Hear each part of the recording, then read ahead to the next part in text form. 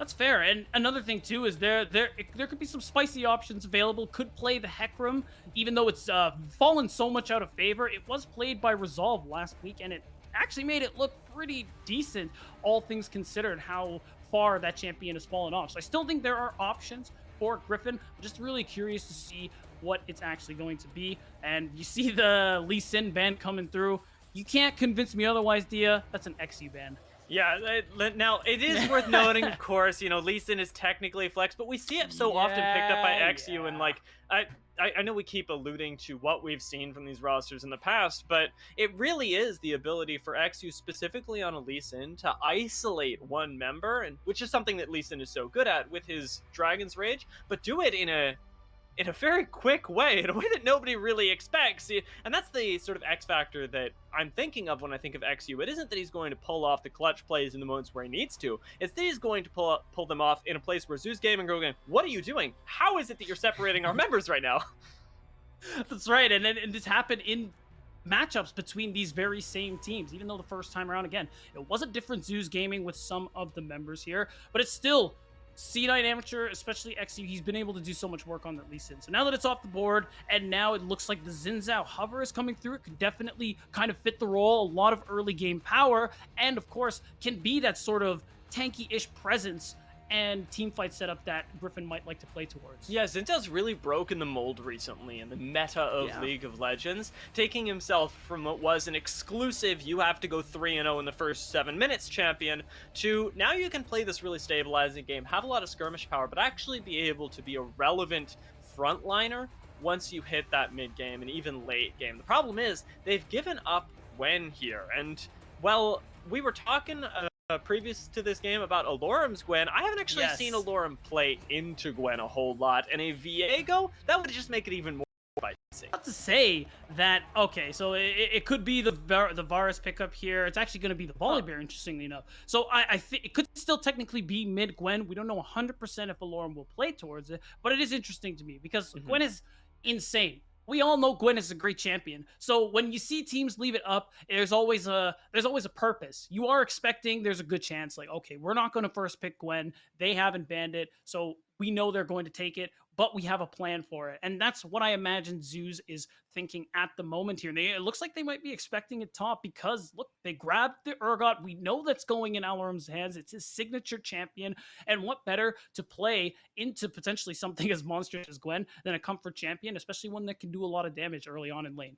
And from this point on, you can kind of play the game as Zeus that goes, let's just isolate top. Let's pull Zins out towards bottom. Let's Right. play strong side there because the Urgot matchup is always going to go super well, even when it is into such an insane champion as Gwen. I am curious, of course, that even after that, seeing that Viego hovered and not picked up, the Zeus Gaming have actually chosen to pass it by. And for the Silos of all things, when looking only down the barrel of the Gwen and Volibear, it brings a few questions to my mind. I'll be honest, Pete Dunn. Yeah, it is definitely it is interesting. You don't often see Silas picked this early into a draft, but when you think about Tuesday as a player, he's one of his best champions is that Silas. He's very proficient on it. So I think being able to grab that comfort for him, and even though you could technically flex these picks around, even though I kind of doubt it. I imagine it's going to Tuesday's hands. I think that's why you end up going for a pickup like that. And nowadays we're seeing what the kind of meta and draft has kind of shifted towards, where you mostly pick your bot lane in the second stage of the draft. You want to secure your solo laners. You want to secure yourselves a strong jungle. And it looks like that's what both of these teams have done so far. I think it's also worth noting, of course, that Thresh has been taken off the table, a very safe support that Yep. can let you play a lot of hyper carries, enable them in some way. And Zeus Gaming they're Mm-hmm. the ones that choose to remove that. So when Ezreal for Cloud9 Amateur actually makes it one of the few safe lanes left because you can't pick Senatom Kench on the other side. And Yep. we're gonna have to see some innovation here. Innovation in the form of Ashe is something I'm excited about. And you can already see this is kind of the direction they were going in. To be fair, I Mhm. wasn't predicting Ash pick, but the point is, you're playing hard and mid. You're playing for dive because you see those two bands, the Thresh and the Braum, two great peel champions in that support role. You can already tell there's a lot of bot lane dominance coming through for Suze Gaming here. And with that Ash being able to start off fights, even if lane doesn't go great for Raheen, he still has like this amazing tool to start off these team fights with that enchanted crystal arrow. And I feel like that's true for almost everybody now, especially seeing Leona lock in last, which gives Silas something to actually be really excited about. You've True. actually got massive engage tools on 4 out of the 5 champions that Zeus Gaming have. I want to say not even including the Xin Zhao, but when you think about it, or sorry, not including the Urgot, but when you think about it, even Urgot is going to be really happy with the changes to Stridebreaker if he can get on top of you.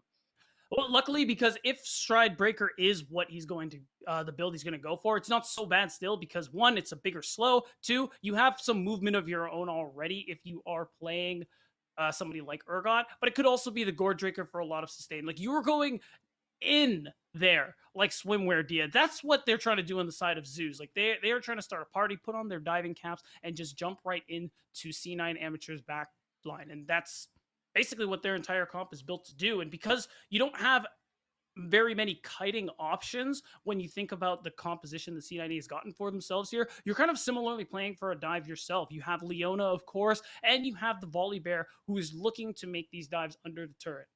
And I really like Volibear specifically for Cloud9 because he gives you a lot of utility post that level 6 and a lot of ability to make what is otherwise a strong side of the map a very weak one. So if he can get to that mid game without the game getting really out of control, which tends to be the pattern with people like Cloud9 and Zeus, we'll actually get a very exciting sort of transition into the mid game where suddenly Cloud9 can make plays anywhere.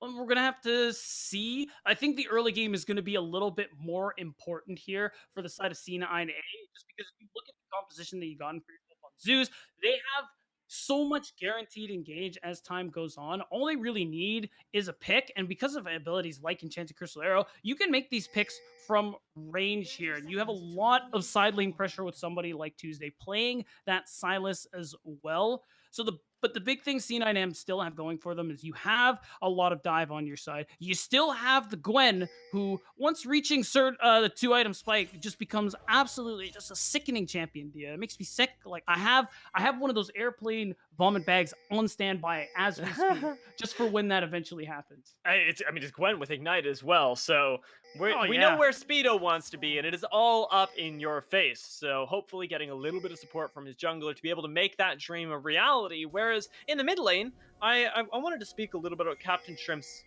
itemization or selection of the Lucian, because Lucian is normally a champion that we see picked to dominate the lane, but I'm going to go out on a limb here and say that Shrimps isn't this kind of player. He's not the Lucian player that is going to ruin your life, especially when going up against Tuesday. He plays Lucian as a very sit back and just get a safe lane champ. And it's important too, because when you think about lane priority and how important it is for these early impact junglers, when you think of things like Xin Zhao, when you think of things like Volibear, having this priority so you can fight for Scuttle Crab, so you can be on the first move to make these plays for neutral objectives or for these fights in the rivers. It is still useful to have Captain Shrimps on somebody like the Lucian, but I agree with you. Is certainly in the past not someone we've seen lane dominate on a pick like this, but he's definitely, I believe in him. He still has it in him here. The thing I'm looking for is Tuesday. He is still on one of his comfort champions. So you got to imagine he's going to be able to get a lot done once you get a couple levels on him. Once you get that Kingslayer down to a disgustingly low cooldown. I think it's really cool, actually, that Tuesday has managed to make the Silas one of his signature champions as well, because we talk about the tendencies for the two mid laners, and a lot of what Tuesday was playing previously was control mages when they were strong, and right now, the fact that he can get up in your face with the Silas lets ganks like this happen. It's first blood, instantly, without question, going over to Zeus. It's so painful. You got to imagine with early power junglers like the Xin Zhao, like this is the kind of stuff that's going to happen. On transition, as soon as you get level 3, you're going to come into lane. Of course, having the push, being very aggressive, trying to get this lane shove, made it the perfect opportunity for Captain Shrimps to get ganked here. I respect the effort, though. He rolls out the Ignite, almost gets onto Tuesday, but the gank is too clean. Yeah, it's about 2 autos away, and if you've watched their VODs, you wouldn't have expected it. Griffin is not somebody who generally goes for early ganks. He loves to be able to sit back, counter gank you, but something about Zeus has changed going into this game, and I've got to imagine it is the desire to finally show Cloud9 Amateur what they're made of. And now, you can see because of the play like that, they do have control over the bottom side of the map, and getting the first recall for Zeus bot lane too does mean Do you see Rhino being able to move first, be able to hover mid, even though nothing really comes for it here? Because it's going to be really important for both of these supports when you play things like Nautilus, Leona. How are you going to be able to impact these other lanes? How are you going to use your priority to be able to help mid, top, whatever the case may be here? Right now, Tuesday, definitely investing a little bit in himself, using the teleport to return to his own lane. Keep it in a nice place against Captain Trimps, who's otherwise trying to make up for a little bit of lost time by keeping the wave near himself, not put himself in that dangerous situation against Griffin, who, if you are new to tuning into the Academy stream here, Griffin on Zeus Gaming is their jungler, currently going under the name of My Dream Academy because he wants to make our lives a little difficult. He doesn't like us specifically, Dia. I'm just convinced of that. I must have said like something. Beat down in Dion cast. I hate Time him. to change my summoner name. You know what it is? They're jealous of the hair. They gotta be. It's true. It's true. Can't be us. What can I say? We're like Samson, right? That's the guy who you can't cut his hair, or he loses all his strength. I'm gonna look that up later because that's okay. Okay, it's okay. I respect that you tried that reference, and I hope you continue to try it for the rest of this catch. And speaking of try, who's trying for a little bit of a gank here in the top lane? It didn't work.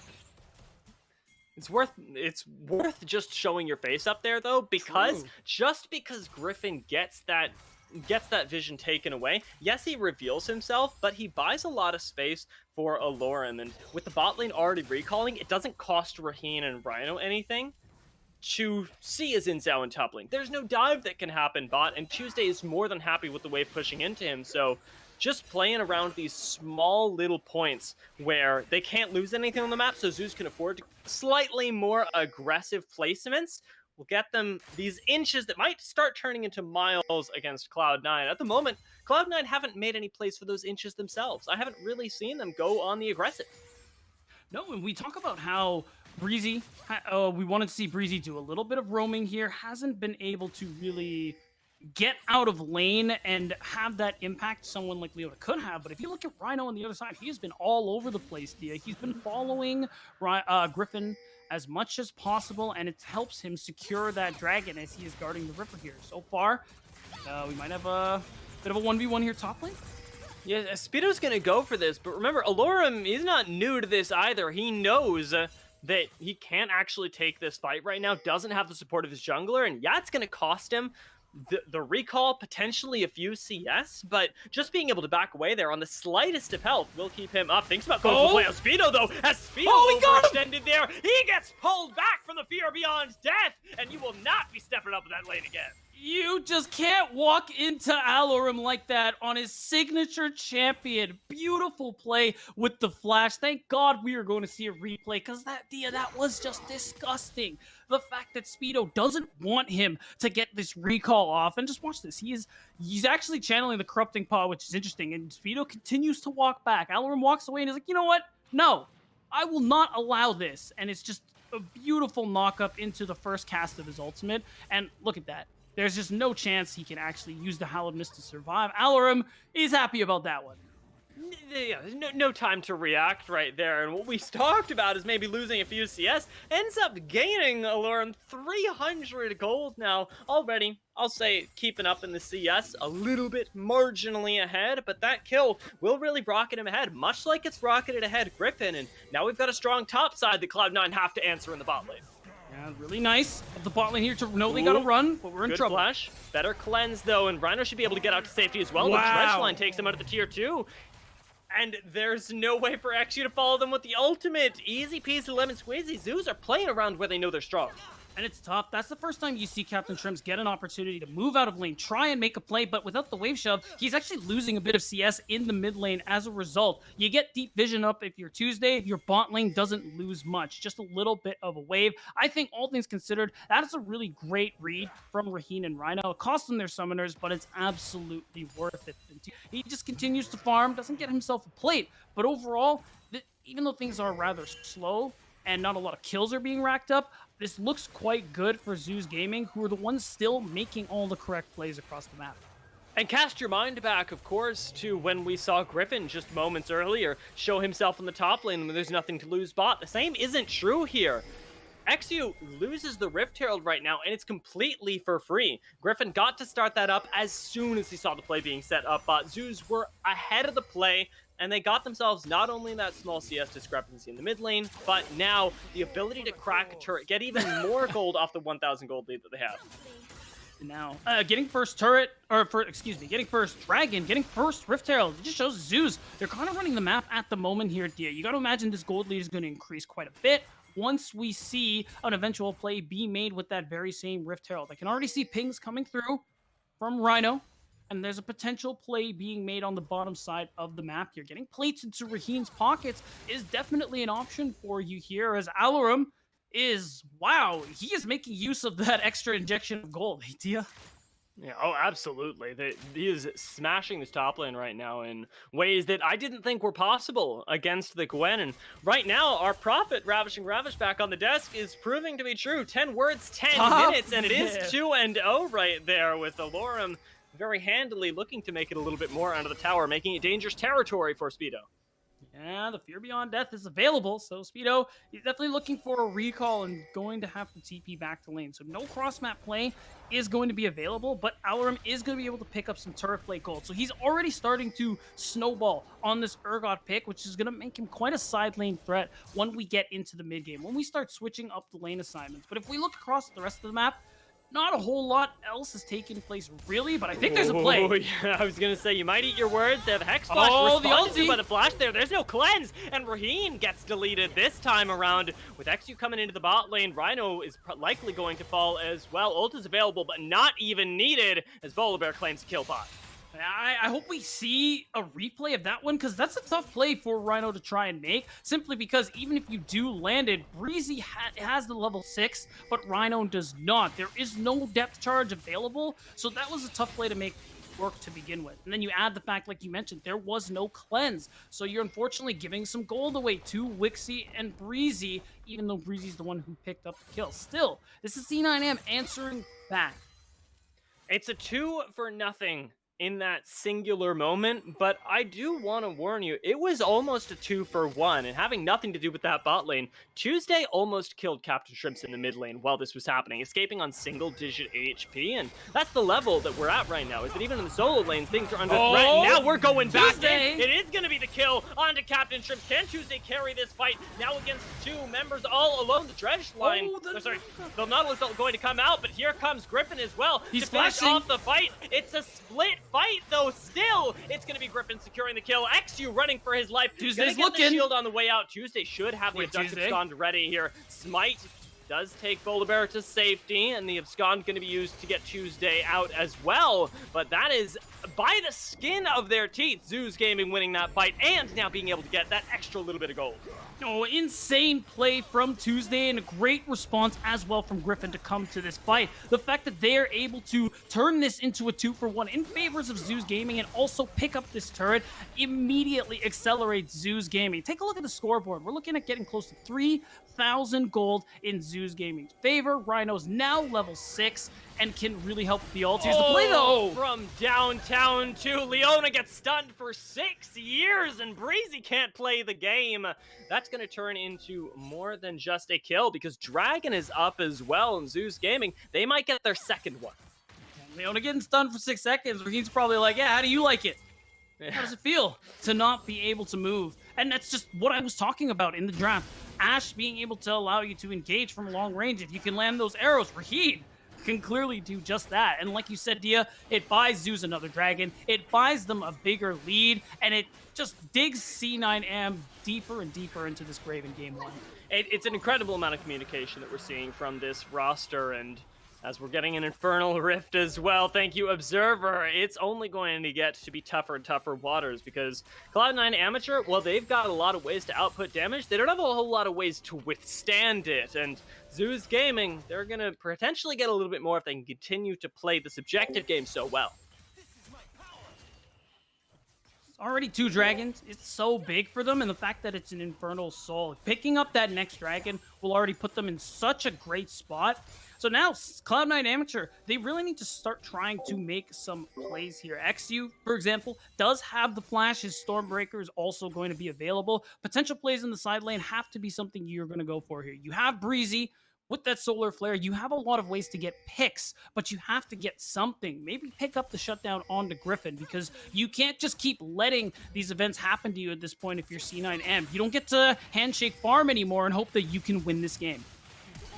Because right now you're simply being outpaced. It looks like things are going to get even worse as well. Speedo, left all alone in this top side, is going to go down easy as you like. And that bounty's only going to increase for Griffin, as hanging out around topside. Zeus Gaming, can he pick up even more gold after wiping the mid lane tower? They control the map.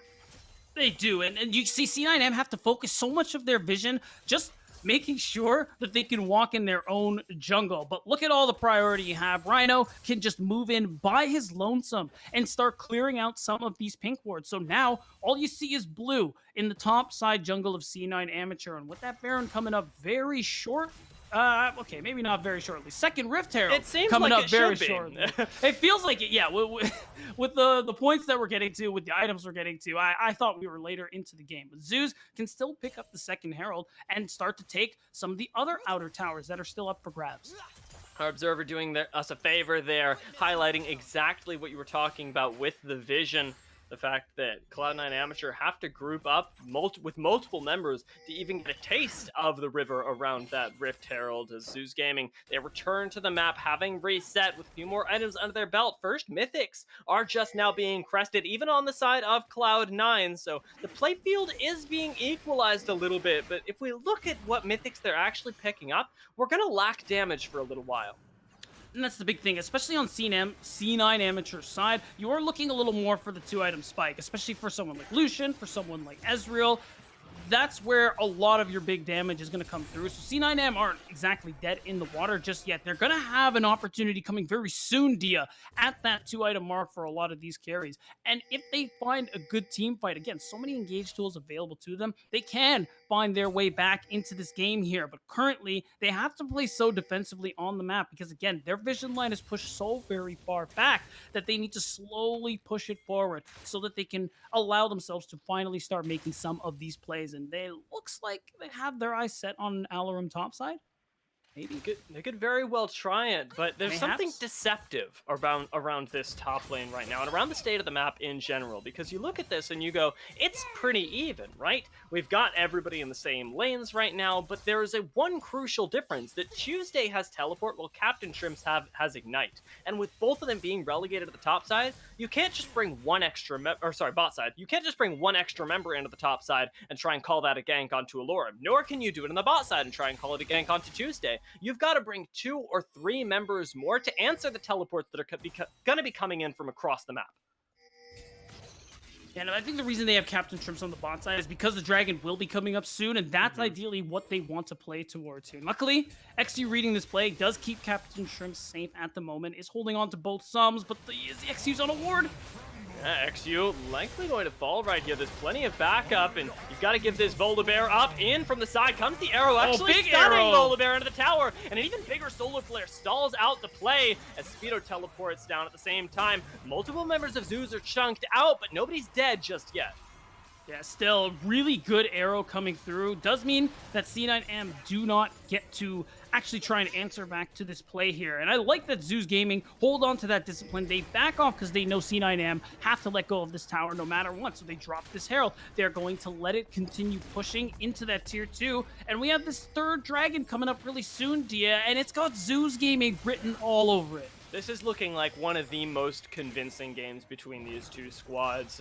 Cloud9 Amateur, they've had good games before. I throw my mind back to the one where they picked the Pantheon mid, and that was really nice against Zeus. But this is so much less of a, well, we just found a few cheesy plays and managed to take this over, than it is we're playing this map in a much more controlled way than you. And that's the edge that Zeus thought they had coming into the day. We had the chance to talk to Rhino before we actually got the games started, and he himself was saying that so often before, Zeus have felt like they're outplaying themselves with their own decision making. They're letting Cloud9 dictate to them where they should be. Right now, Zeus are playing their own game, and dang, it looks good. And this is what we wanted from them all this time, especially when you look at just these matchups historically, and how Zeus, wait, I might have to pause that, Alarum or Speedo's in trouble? No, Thinking he about gets away. looks like everybody who's trapped in here with who is the question. I don't know. Speedo, trapped in his own base by Griffin, is certainly going to be giving up that tier 2. A little bit of extra gold on this patch as well, so That's only true. exacerbating the problem that Cloud9 are already facing. And it's that list is growing more and more, Dia, because well, let's just go down the tally. 7,000 Oh, yeah. gold spread across quite a handful of carries. The exception of Wixie being in the lead over Raheen, of course. Zoos have 3 dragons building up to an Infernal Soul. It's pretty nice. There's a lot going for them at the moment here. C9M, they're going to need to make some plays happen, and they're going to need them to happen a couple minutes ago. Everybody topside for Zeus Gaming have at least a 2,000 gold lead on their counterpart. Insane. And like, it just makes the map so unplayable for wherever those 3 members are. If you group up Tuesday, Griffin, and Alorum, it's an unbeatable trio. And remember, of course, that the whole point of picking the Ashe early game is that she doesn't even need to be there. You can start off plays for the rest of your very, very fed top side and be happy pushing down mid, getting strong yourself, as we haven't even actually seen a team fight where Raheen is integral because he's playing wave control the entire game. You say that, but remember, those 2 really long-range ultimates getting true. the stuns. So even though Raheen has been controlling the wave, even he has been able to have some sort of an impact here. But right now, C9M are very heavily impacted by the fact that they can't really move past where their tier 2 towers should be, because now you just have all these waves being pushed in by Zeus Gaming, and you have to split yourselves up for C9M to answer them, to try and save some of these turrets, but in doing so, you leave one area weak, and Zeus are on the move.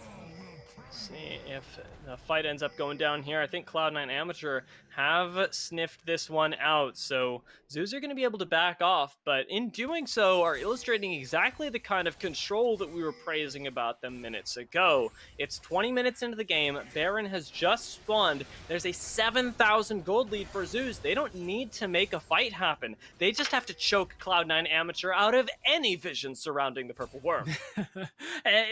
Honestly, they're lucky they managed to hold on to that ward that's in the top tribe bush. But at the moment, Zeus Gaming aren't going to actually make a play for the Baron here. So this reset will give C9 Amateur an opportunity to kind of breathe a little bit. You can see them moving in the top side, trying to clear whatever vision they can, finally establish their own vision line here so that they can at least know if Zeus tries to sneak a Baron and make sure that that won't happen without a fight. But at the moment here...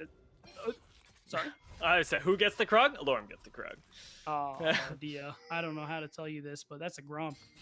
Oh my god, Grump. Holy moly. It's okay, you're not a jungler. I can know 156 champions' abilities, get the name of the Grump wrong, and all of a sudden, that's it, I'm toast. I'm tilted Get the him, entire Twitch night. chat. Yeah, there we go. Sick, boy.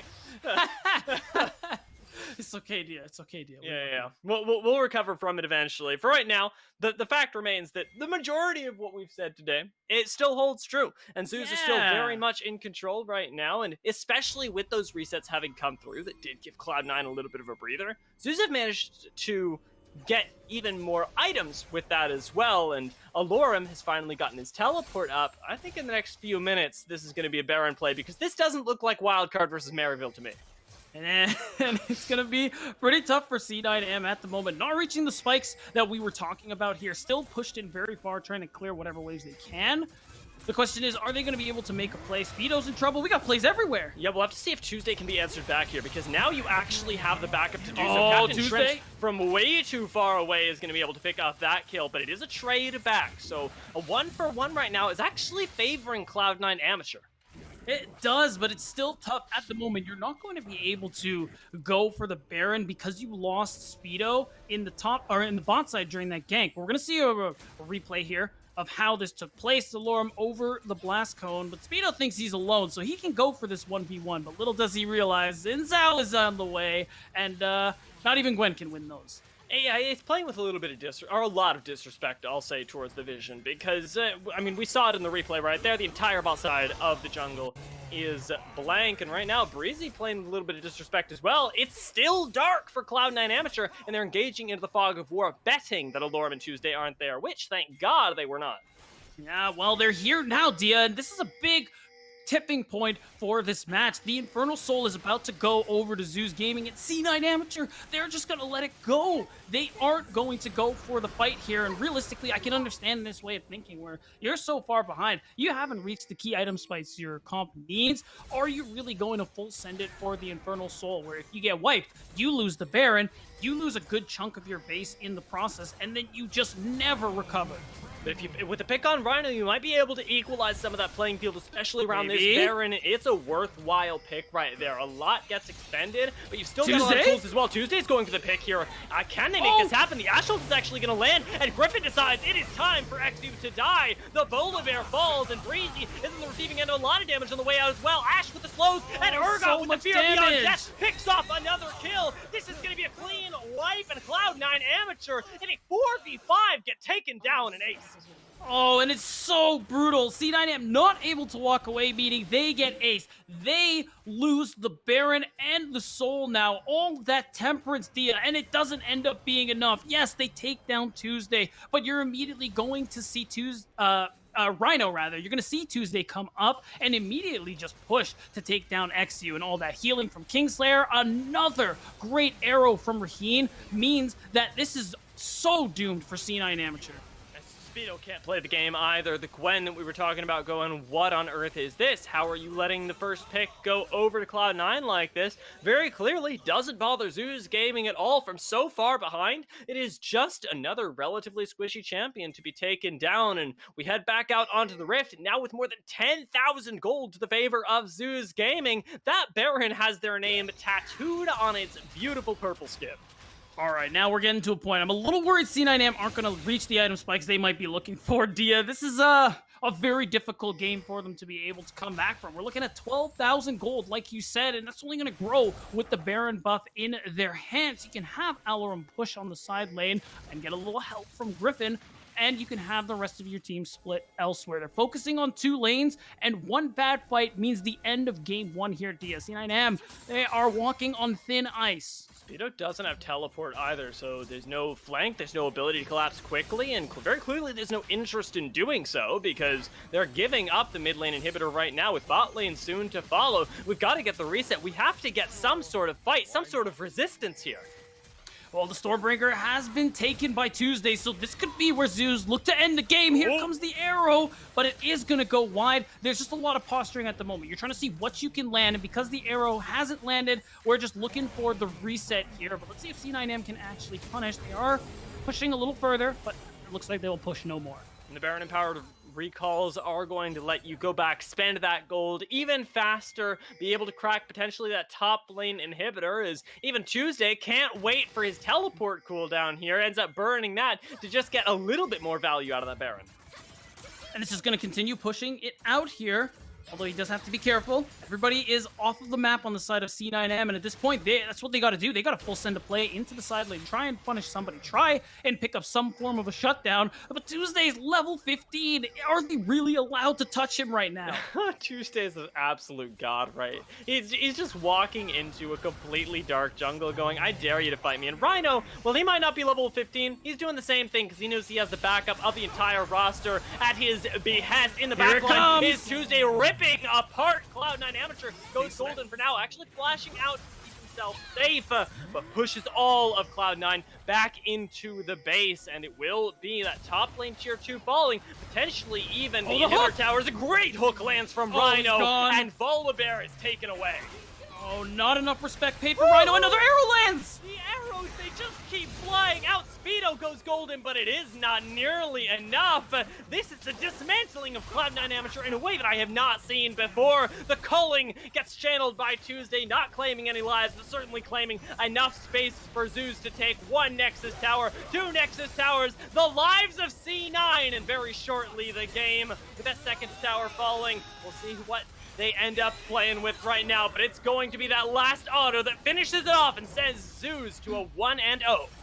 Dia, this is the Zeus Gaming that we wanted to see. This is the potential that we know that they can live up to, playing so very decisively, start to finish, not outplaying themselves, like Rhino says they so very much do not have to do. So now this is what they're capable of when they play together properly. The fact that they played the map so very well, they had just a little bit more early strength, and more than anything else, they did a really good job of using some of the lane priority they got for themselves. You think about the early kill or the early play made on the bottom side of the map, and the fact that Rhino was allowed to leave lane first pretty much the entire time. Breezy was always playing catch up, and that meant there was so many plays for Rhino to make across the map. And you think the same thing with Tuesday. Getting the better of Shrimps in the mid lane with a little help from Griffin also made this so crucial because there was no question that C9M couldn't think to touch these neutral objectives even so early as like 9 minutes in the game.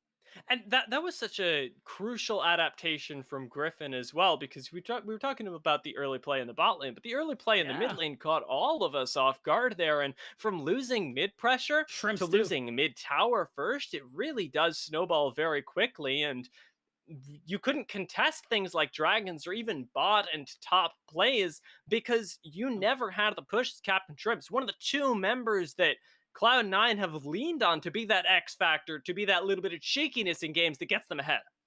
And that's the tough thing too. Like you said it when we saw it come through onto the Rift in the draft. When we see Captain Shrimps, we don't often think of him as the standard who plays what's really strong in the mid lane. He's capable. Like, his Mhm. Lucian is by no means bad, but when we see a lot of success on him, it is on some slightly less than orthodox champions. And he's basically got a really interesting champion. It's this dichotomy of these don't touch me champions. He plays things like the Xerath, like the Syndra, and of course, he also has these I'm gonna kill you champions like the Pantheon that we saw last time these two teams played each other here. I want to see that from Captain Trips. I want him to play something he knows he can dominate the lane in, so you can play these junglers like the Volibear and have a little more agency across the map and fight for these neutrals.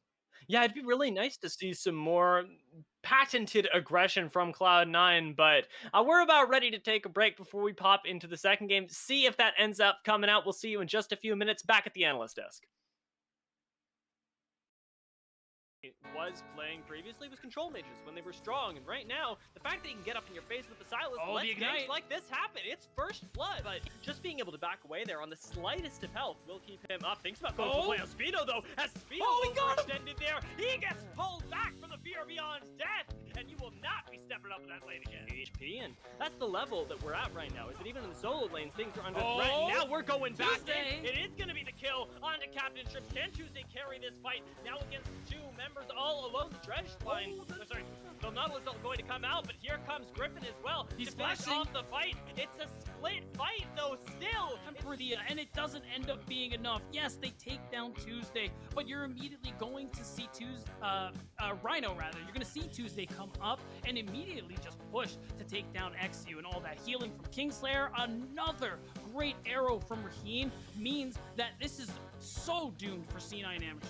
Speedo can't play the game either. The Gwen that we were talking about going, what on earth is this? How are you letting the first pick go over to Cloud9 like this? Oh, not enough respect paid for Rhino. Another arrow lands. The arrows, they just keep flying out. Speedo goes golden, but it is not nearly enough. This is a dismantling of Cloud9 Amateur in a way that I have not seen before. The culling gets channeled by Tuesday, not claiming any lives, but certainly claiming enough space for Zeus to take one Nexus Tower, two Nexus Towers, the lives of C9, and very shortly the game, the second tower falling. We'll see what they end up playing with right now, but it's going to be that last auto that finishes it off and sends Zeus to a 1-0. Dia, this is the Zeus gaming that we wanted to see. Where do you think, from the amateur scene, where do you think, I suppose, the scene is making the greatest contribution to North America? Well, the best change they've done in a long time when it comes to amateur is actually there are two changes. At the very beginning of amateur, way long ago, there was something you'd compete in called the North American Open Qualifier, which if you won that, you would go on to play in the North American Challenger Series, which was 6 teams. So there really weren't that many slots open for the league below the LCS, and on top of that, you had to play in this one tournament, and if you didn't make it there, then try again next time, and it's going to be another 6 months until you can do so. So back then, it was really difficult to make your break in the scene because in these North American Open qualifiers, there were always some kind of super team filled with veterans or just stacked teams that you could almost never get past if they were taking it seriously. So I like this current system that combines the academy and the amateur scene, because even if you're not necessarily at the top of amateur, you get to have the chance to play against the academy teams through the Proving Ground circuit. And it's what the top 8 amateur teams in the points get to go to Proving Grounds. So even if you're not the best of the best in amateur, you can at least make your way into the tournament and from there show your improvement. So overall, there's a lot more light to be shown on the newest players and what everyone can do.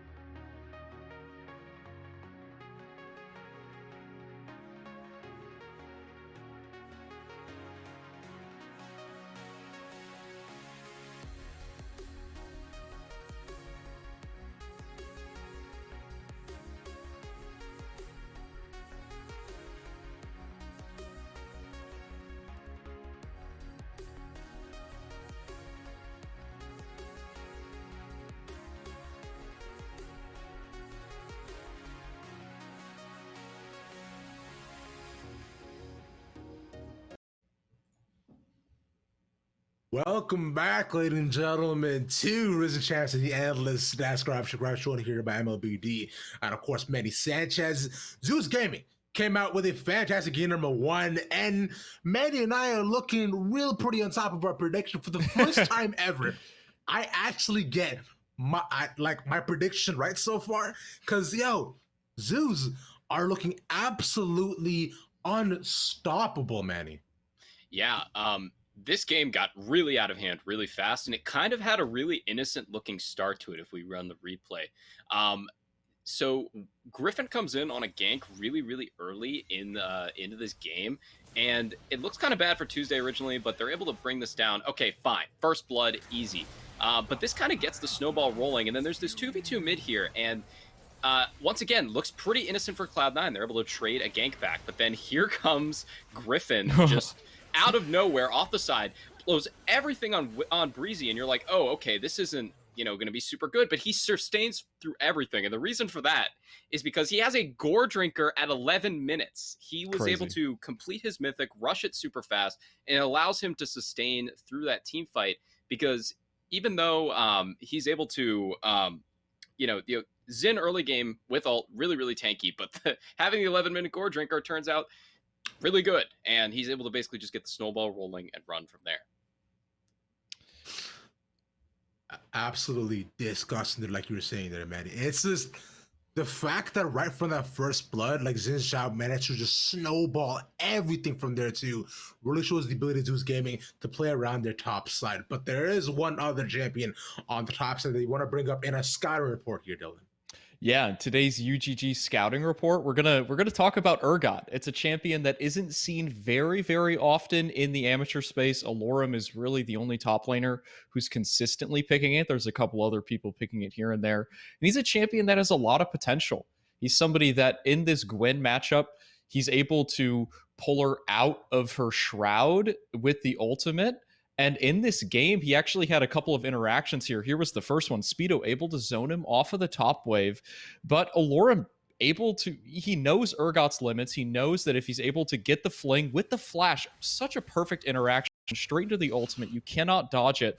And it doesn't matter if that mist goes up because Urgot's able to pull her out. And I'd love to see champions like this, and we highlighted it in the pregame discussion. Alorum is somebody, a top laner in this league, who's willing to play anything to get that advantage in the top side. You'll see Zeus often holding counterpick for him, and he's got all of these champions that are usually banned. The Urgot slipped through, and it was so much fun to watch.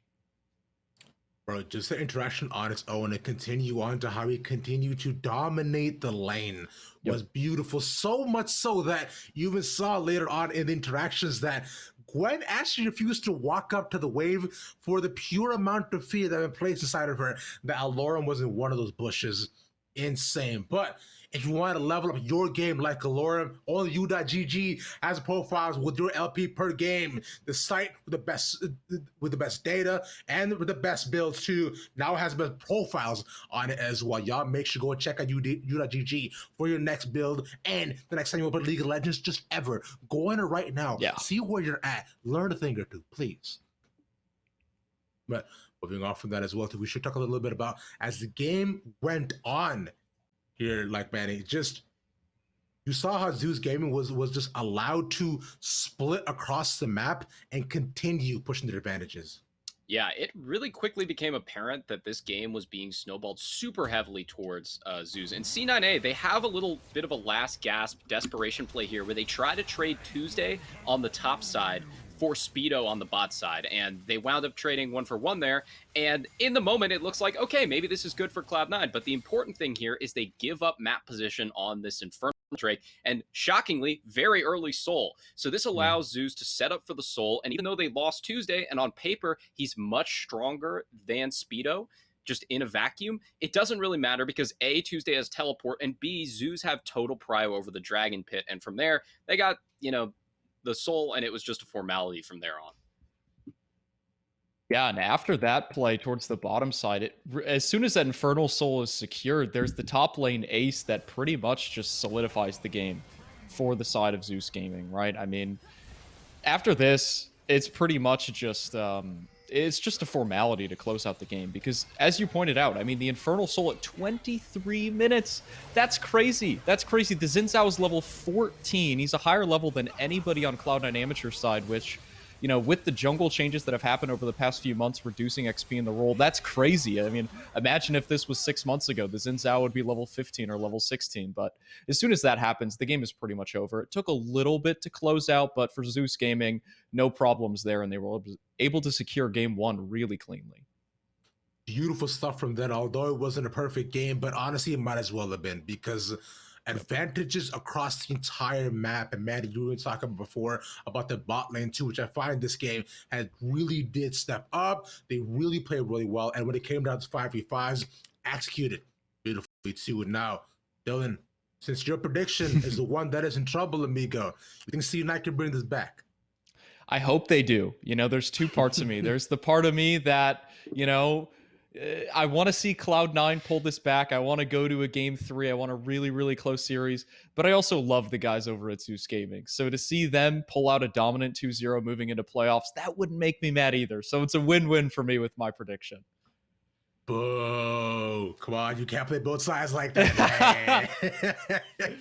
That's no fun, man. You're supposed to be sad, gut-wrenching. Like, oh, man, C9, they got to do it just for me. Thank you, production. See, echoing my statements, finally glad we're on the same page. But, Maddie, on to your side, my brother. Zeus Gaming, right?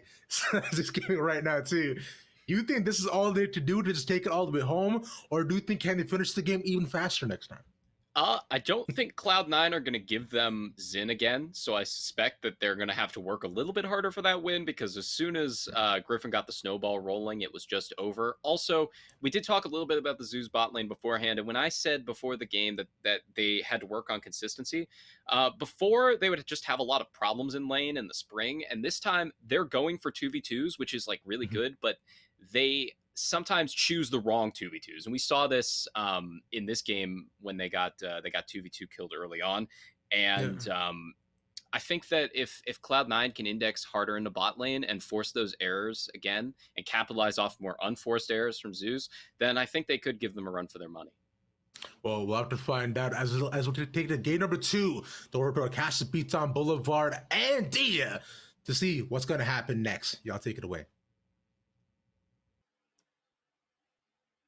Welcome back, folks, for the setup for Game 2 in Day 3 of the Risen Champions League. Cloud9 Amateur versus Zeus Gaming. Zeus Gaming up 1-0 if you're just tuning in, and it was a pretty wild first game beatdown.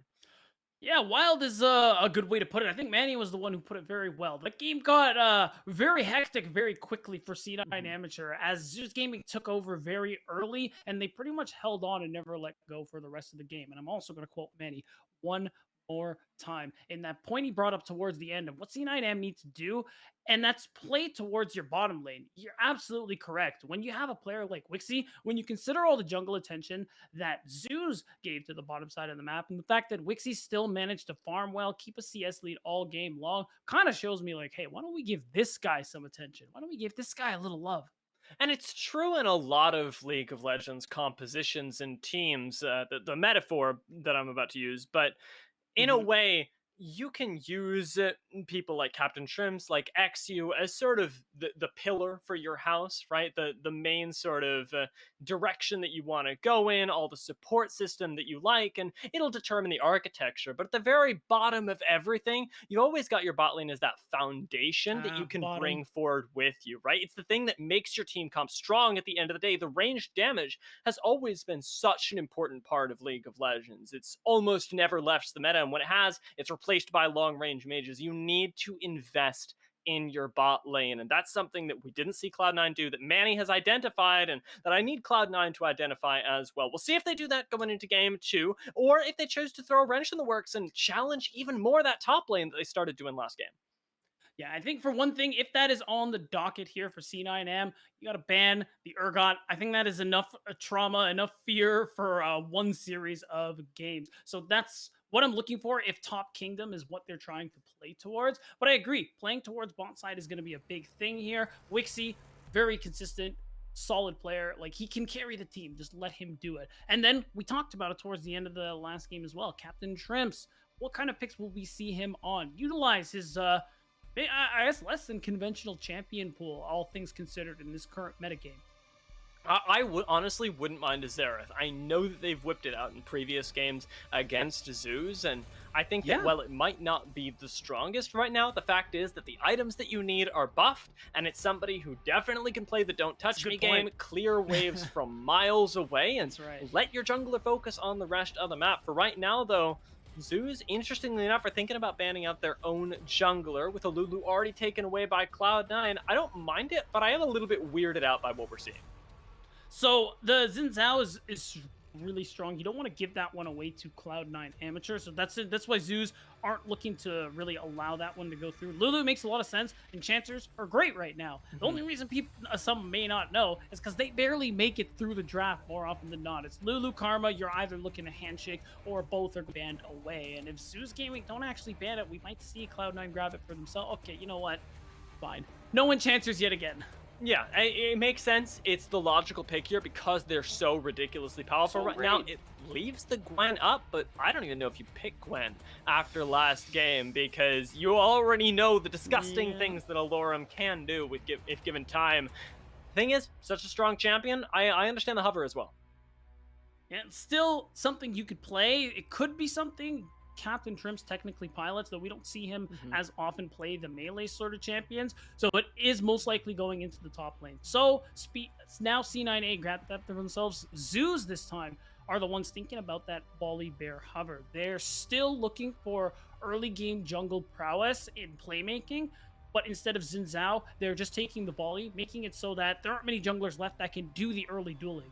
Yeah, I really like this, and it's something that fits with the playstyle of Griffin, and somehow even more of a way than the Xin Zhao did. Although, don't get me wrong, he looked incredible on the That's Xin Zhao. Volibear is more of what I expect. He's very good at playing these tanks that lock you down, playing a little bit more of a defensive style, and Zeus Gaming do have the option to do that. Shift up what won them the game in that first one, and see if they can throw Cloud9 off of their game plan a little bit, but Volibear sort of leaves that all up in the air. We'll see how things go. I think the desk might be rubbing off on me. My takes are a little too lukewarm.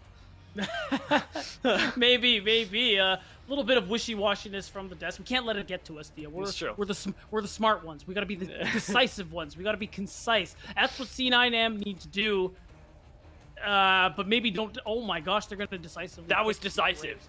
That was was decisive. They hovered it for like 1 second and they grabbed it for themselves. Wait, the TF is something that Captain Shrimp plays quite a bit, so this could actually work out really well too. Yeah, this would also be a decisive shift in play styles, Yes. playing a lot more through the other areas of the map, and picking a champion that will allow you to do that will enable it. But Rumble, also very strong. Cloud9, they're feeling it, but I love that they lock in that Twisted Fate to send us off here, because really, truly now we are playing with what Cloud9's specialties are. Yeah, but of course, we're gonna see Tuesday once again piloting this Sylas. So hopefully they will be able to match these side lane plays in lane with that Destiny coming online. So the big thing though, worth noting, XU plays a lot of Graves. He actually played it a lot during the regular season of Cup just about a month back. And although there is mixed success, when he gets on with this champion, it is over for anybody in his path. And you're not ready to play against the Graves a lot. The desk Not was really. talking about it all the way back in game one. Like, what are you really ready for? Are you ready to play against things like Nico support and Nico top? Unorthodox things. I don't know why Nico's always in there, but, Graves doing his best Nico impression. You're definitely a little bit unorthodox and could take you off guard. Zoos aren't ready for this. If they're not ready to play around the quite literally explosive double barrel shotgun power of XU, you can find yourself with a lot of champions that want to play close range very quickly going into the ground. And now I'm curious to see what C9M will grab for themselves here. You take away the Braum and the Ezreal, a lot of safety options in the bottom lane. Worth noting, though, Thresh is still up and available here. So that is something Cloud9 could grab for themselves. Zeus opting for potentially grabbing the AD carry first. Want to make sure they have a good support matchup, which is interesting. I feel like Thresh, I like Thresh a lot. I like Thresh Aphelios here. I mean, I know that it's not exactly the That's team true. fighting composition. Maybe I'm trolling you, I'll admit, but I think, with the recent buffs to Aphelios, with the fact that Wixie is a really True. good Aphelios player as well, this totally makes sense, and he's going to lock it in. This is, I mean, I'm glad that I'm right. I don't know if it's smart, but I'm going Yeah. to say that it is. I think it's fun. You have double AD carry, you have a really safe lane, and a lot of peel with Thresh. So even if you are moving forward as somebody like the Gwen, the Twisted Fate, and the Graves, this works out pretty well. But I was just gonna say how a lot of champs that beat Thresh are out of the picture, but Blitzcrank, This could Blitzcrank be- is still up and available, but it won't be. Okay, I'm we're sad. not going to go with it. Instead, the ability to split people up, right? Because Cloud9 Amateur Sure. definitely do need to play the team fights in a very controlled way to make sure that Aphelios and Graves are enabled. By picking something like the Gragas, you have the ability to pick somebody out of position, which I do really like. That's right. You can use it for picks. You can also use it for disengage. If Cloud9 Amateur get a little too mixy in a fight Zeus Gaming is not really interested in participating in, that Exploding Cask is a really good way for Zeus to, well, in a Captain Shrimps match and say, don't touch me. Yeah, absolutely. You want to keep people away. I will That's say, right. of course, that Social the- distancing. The Aphelios of Wixie is definitely something to be feared. It's the one pentakill that he's actually had in the amateur scene is on the Aphelios all the way back when he was on life True. support, and interestingly enough, playing with Captain Shrimps, who was still playing things like the Twisted Fate at the time. So it could be that this is a little bit of a throwback to an older tactic that just this duo has, who have now brought it to C9 with their plethora of experience in the amateur scene. And you just combine that with the fact that you got a real good comfort champion for XU in that Graves. Again, like he plays it a lot, knows it very well, and it's not something orthodox we're seeing in the current metagame. Not something orthodox we've seen for a little while now, even though he can still farm very quickly. So I think the early game, for a couple of reasons, is going to be pretty important. What angles are XU going to be able to find for Cloud9 Amateur to see what they can get done? And of course, the thing that is always true with the TF, that first Destiny, will it find the impact that C9 is looking for? We'll get the chance to find out very, very shortly as we finally arrived onto the Rift for the second game of the day. Cloud9 need to take us to a game 3 here. They need to find the win, and I dare say they've got the tools to do it in a very confusing way for Zeus, as this is not the playstyle that you'll be used to going up against. We've said it before, and I have no doubt that we'll say it again. So at the moment, I'm definitely a little bit in the Cloud9 boat here. I want to see these Okay. unorthodox things succeed, because when you have to adapt, when you have to play to the meta that develops within the series, that's when League of Legends gets really spicy. And fair enough. And we definitely all know and have seen how metas can develop in best of threes, especially in best of fives as well. So C9M are going to try this one out. And what a time for them to do it, Dia. They're basically Lives on the line in this game. One game and you have lost. You won't have the chance to secure yourself first in the group. That's what both of these teams are fighting for. Yeah, now it's worth noting, of course, that this is also a really good time to see if you can take games off people with strats like this, with even a little bit of early brush cheese, because you're going into playoffs right after this. It's guaranteed for both Cloud9 Amateur and Zeus, so they want to beat each other. Make no mistake, these teams do not want to give up. In the case of Cloud9, the perfect record. In the case of Zeus Gaming, another loss. But you've also got to play with that sort of foresight as well, knowing this is probably the best practice that we're going to get within this group to be able to whip out these very strange picks and see if we can take down top teams. So far, we have both junglers starting on opposite clears, so they are going to be pathing away for each other for the meantime. And unless we see any irregular pathing, probably not going to be any scuffles for that Scuttle Crab. But Myaz personally are on the mid lane for two reasons. One, Tuesday, once again, is playing the Sylas, and he had a banger game one on. And now Captain Shrimps is playing a champ he's a lot more comfortable with in the Twisted Fate. One you don't see a lot, I mean, in North America as a whole, but one who can have an insane impact on the map. And it really is all about this timer, right? Moving us towards that level 6. And as the levels actually improve, we'll see the roster as a whole do so, as Cloud9 Amateur. They take a pretty devastating trade for Zeus early on, which is not something you're expecting when you see the Aphelios and Thresh. That's right, and honestly, both Breezy and Wixie playing really well right now, finding these angles just to get whatever poke they can, and because of that, they have control of the lane at the moment, and it times really well with this bottom Scuttle Crab coming through. And even more so, it does give Breezy this opportunity to move first off of reset if he really wants to. He's already getting the first move with XU at the moment, clearing out some vision in the bottom side jungle, and just making sure that he can secure this first Scuttle Crab.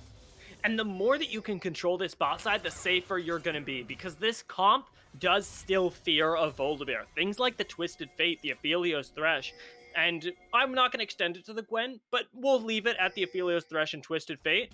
Don't like being doped by a Volibear here, so the more you can keep him down, the better. And keeping him down, ZZ is denying him Scuttle Crabs in the early game. Griffin gonna have to back away, and a wise use of the teleport to get back into lane. Really nice of Speedo to be able to make sure that he can TP to that ward and ensure XU can double crab Griffin. But now XU might be looking for a play at the moment here. Definitely trying to keep his top laner safe, because that teleport did get him something, but it did put Speedo in a bad position as well. So gonna hang around for a little while, make sure that his Gwen isn't going to be ganked by the likes of Griffin, who we know with our sort of third vision has already reset. Maybe looking for a dive onto Alorum as well, juggling the tower aggro as best as they can. Good flip back Speedo, not going to go down to the tower there, as XU was actually juggling the aggro. And great play from Cloud9 Amateur to this time get themselves off on the right foot. Really nice dive, immediate double crab into a kill means this is the early game action we wanted to see from C9 Amateur. XU started getting everything he wants. Double crab and a kill is a jungler's dream in the early game, Dia. So now he can reset, get himself back on the map, and continue farming. Dia, he already bought the Noon Quiver. Already, so much AD given to this Graves. That's off one play. I am already scared, beat down. Somebody save me from this Graves who's going to haunt my nightmares, because when he does get ahead, things do really get problematic. But right now, going to be able to go back out on the map, get himself a little bit more of that farm, and start pathing down towards the dragon that we do have to keep our eyes on. As objective control was something Zeus Gaming did really well and hasn't actually been taken away from them in this game just yet. We're going to see a replay of this dive, clean as it was, immediately taking the aggro as XU because he has more HP. And at this point, Alorum doesn't bother flashing because he knows he's done for here. Because XU's taking turret aggro, it's just easy for Speedo to be able to walk away from this one. And that's why it's such a great start here. It's why you can see Speedo having a little more control on the top side of the map because of what's been done to Alorum. And I think they've just spotted Griffin topside as well. Yeah, that ping will confirm it. So having even more control over the map are Cloud9 Amateur. And if you take the nameplates off, honestly, Beatdown, I'm telling you, it's the other way around, because we saw the level 1 gank into that first dragon really go the way of Zeus Gaming last time. And it's the exact same script, but just on the other side. Blue side is crazy, man. Yeah, blue side really strong right now, clearly, as we see the first Drake picked up for XU. That's right. All the vision that they have done such a good job of placing on the side of Cloud9 Amateur is affording them all these first moves, all these sneaks, and because this has been taken, they don't have to trade for Rift Herald. They can make a play for that as well if they want to, GX. For the most part, Captain Shrimps has been doing really well in this mid lane matchup so far. And of course, Wixie and Breezy are doing well too. They could make a play, they could get the push and rotate and get first move. But it's looking like with XU nearby, you might want to make a play. Lanterns up. 4 members in this bot side, but a teleport might answer it back. Rhino's going to go down and equalize the numbers as right in comes Tuesday, trying to take down XU with the flash forward. Manages to finish up the kill. Tuesday might go down as well. Picks up 1 with the collateral damage, but it's going to just feed a 3rd kill over to the likes of Cloud9 Amateur. And holy moly, the shoe is really on the other foot here. What a beautiful play from Cloud9 Amateur in this early game. It's just so clean. And the fact that they get all of these kills, now they're the ones solidifying themselves in this early game, Thea. It's just so easy for them to do so. Speedo, he's at least feeling good, even though he's not doing so well in the CS department. He can be happy. His team is winning all across the map. And that's going to make it easy for this Rift Herald play. And it looks like that could be what we're seeing. Wixie and Breezy might be walking up to the top side. We're going to see this replay. This is almost doomed from the beginning, and I'm even surprised that Zeus managed to take this fight in any sort of fashion, answering back, because all of the backup was there for Cloud9 Amateur, and XU actually plays like a monster here. That's right. It's just so much damage coming through. Even though he dies in the process, this just propels C9 Amateur so much further into the lead. And now we're seeing this come through here with this gold lead, with the fact that they're leading in objectives. And even though they don't have vision on this Herald, it's something they could easily set their sights on very soon. And I want to say that I think they need to. Zeus Gaming, they need to be looking at that Rift Herald as much as Cloud9 do, because you need a play to take you into this game. You're currently 2,000 gold behind, and while it's not devastating, oh, Rhino play might just be it. Rhino does not have the level 6, but that belly bump look like it's going to be enough as the Ignite comes down. Captain Shrimps could Wait, fall, he won't die. but nobody's touching him. Oh, no, hoping that the Ignite might take him down, maybe not wanting to risk the dive without a wave. Either way, Captain Shrimps lives to tell that tale, and that was such a nice roam from Rhino as well. It will still allow some priority over this Rift Herald pit, but overall, you're really hoping for that kill if you are C9 Amateur. And with the teleport right back to lane, with the Destiny coming off of cooldown, now picking up that Rift Herald for Zeus isn't so simple. They're going to have to let that one go too. Now you got a little bit of support in the mid lane as well to roam up to make sure that the Rift Herald, of course, is going to go over. It comes at the cost of giving Raheen farm, but on this Varus, you're not nearly so scared of it. Lethality Varus, very unlikely to carry your game. You do want to see, of course, investment in it. You want to see him get pumped up, but with the way the game is going, it's more likely to be XU focused. He might go down here, and it's all going to be over for him as Griffin manages to pick up that kill. The Destiny, though, signals they this is want not it? over. Gets the slow on the side here, and Speedo on the Gwen could pick up several kills. Double flash comes out from Zeus to keep that pick that they got for themselves, but Aloran is going to go down for their sins as a great hook from Breezy secures the kill.